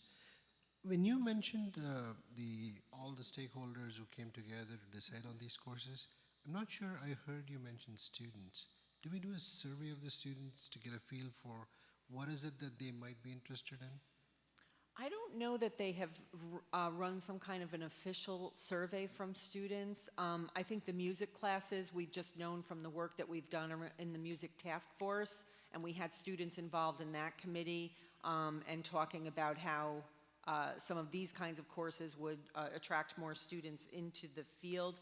I think our two technology teachers up at the high school are really in touch with the students that engage in the courses that they have down there on that first floor in the back by the parking lot, and know sort of the mindsets of the students. An official thing, no.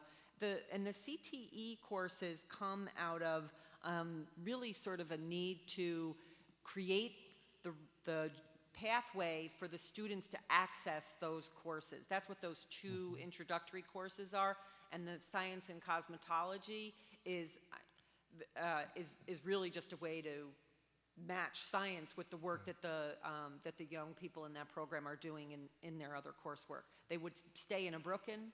Well, hopefully by the time we did this, we'd be closer to getting over to the high school.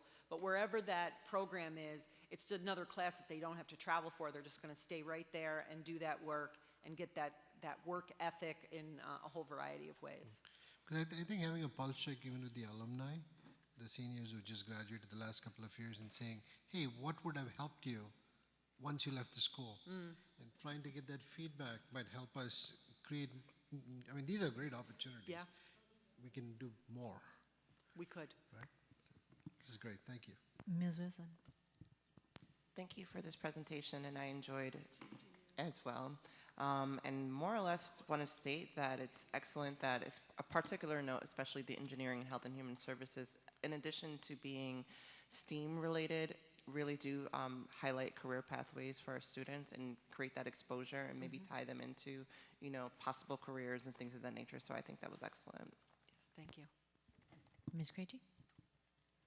I just had a broader question. I was really excited about the health services class to allow people to explore that career, but I was a little concerned by one of the rationales being, to kind of fill up the space that would otherwise be used by study halls. And I'm wondering, why is this a problem? Is it that students can't get access to the electives they want to take, or they're not interested in taking other types of electives? We don't have we have very few alternating classes, so those would be a PE, it would be the college and career class, and it would be a lab for science. So basically, there's 3 that occur every other day, at least at the 9th grade level, and that's it. Can you And talk health, I'm health sorry, is because this is also- my question also. I just wanted to Can I ask a little finish bit the more. one thing real quick? So if you can't mesh up your PE and your science lab, you're stuck with a gap that's usually a study hall. It seems likely that there would be, especially if you're taking the science lab, PE, and the college and career class, you are sort of left with this 4th quarter that there isn't anything to put in, so. Thanks. So the question I was trying to ask, which was part of this same question, is the college and career class, which we established within the last couple of years as a required class for freshmen,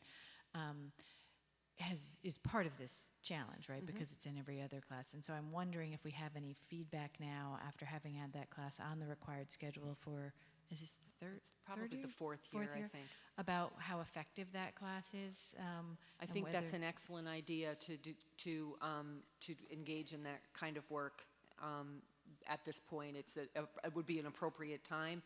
And now that I'm thinking about it, it doesn't fall neatly anywhere in our curriculum cycle of review. So, I mean, it sort of falls in the CTE realm, and CTE is one of the areas that is up for review.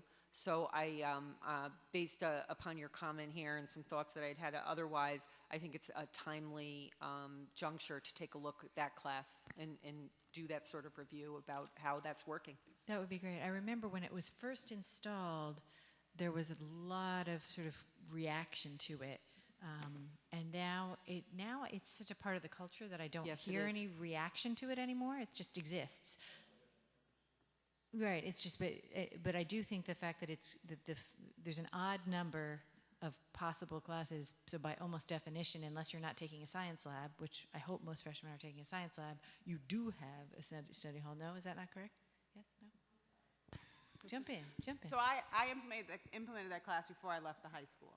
And what we had at that time, which I also think is different, is how we did AIS. And so a lot of students would at that time have partnered their half alternate day AIS class against the career and college readiness class. And now that we're embedding a lot of that AIS support into their core curriculum, we now have these other spaces and opportunities for students to pick up classes. That makes a lot of sense because I didn't remember that particular piece of it, so that's helpful. But I still think it would be good to know whether this class is proving to be productive. I will include that in this.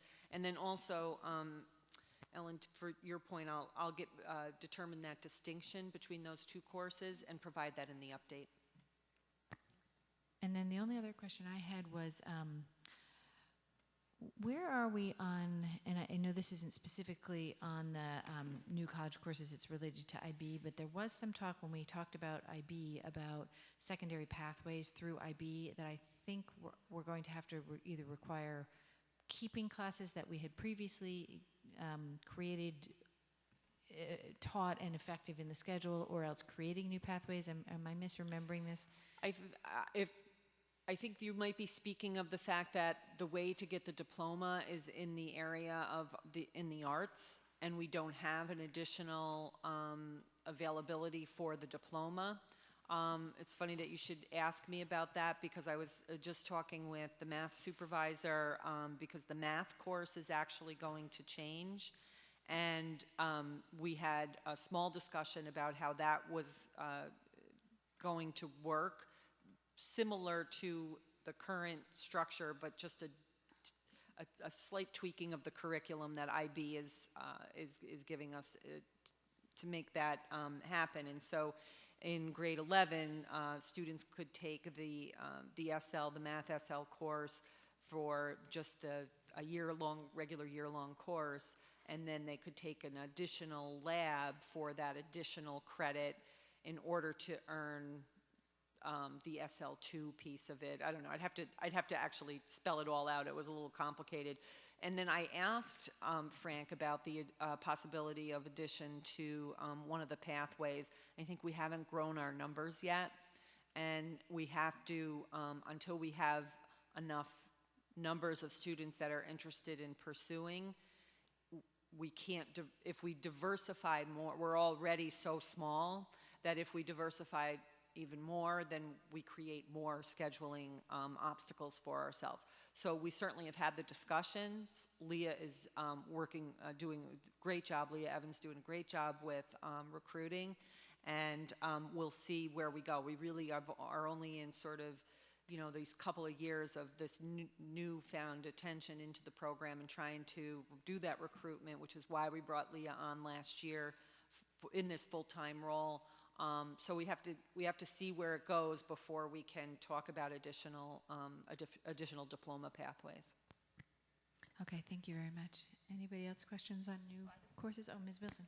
Just as like an addendum to my original comment, what part of the reason I was being so complimentary is because I feel like in engineering, for example, there's underrepresented groups, and that's an opportunity for us to increase our representation. And similarly with Health and Human Services, you get the exposure earlier rather than later in your, transitioning out of high school. So that's just an addendum. And I'll just share with you that originally they really wanted to make that course for girls. And I was like, we can't do that.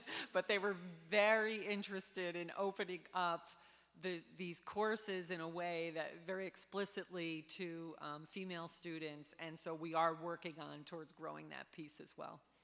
I mean, you could definitely market to students typically, but it wouldn't be exclusively, absolutely. Exactly. There is a wonderful IMAX directed towards women engineers.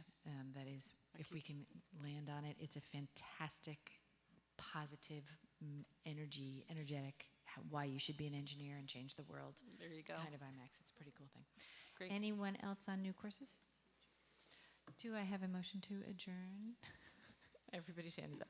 Dr. Tour, second by Ms. Mann. All in favor? That's unanimous. Just to explain it, because it's not something that's that important. Before, I could see that after the drafting course, you kind of went electrical engineering, like general mechanical engineering, or civil engineering. So it seemed like the new course would replace the electrical engineering course, but it seemed more like a general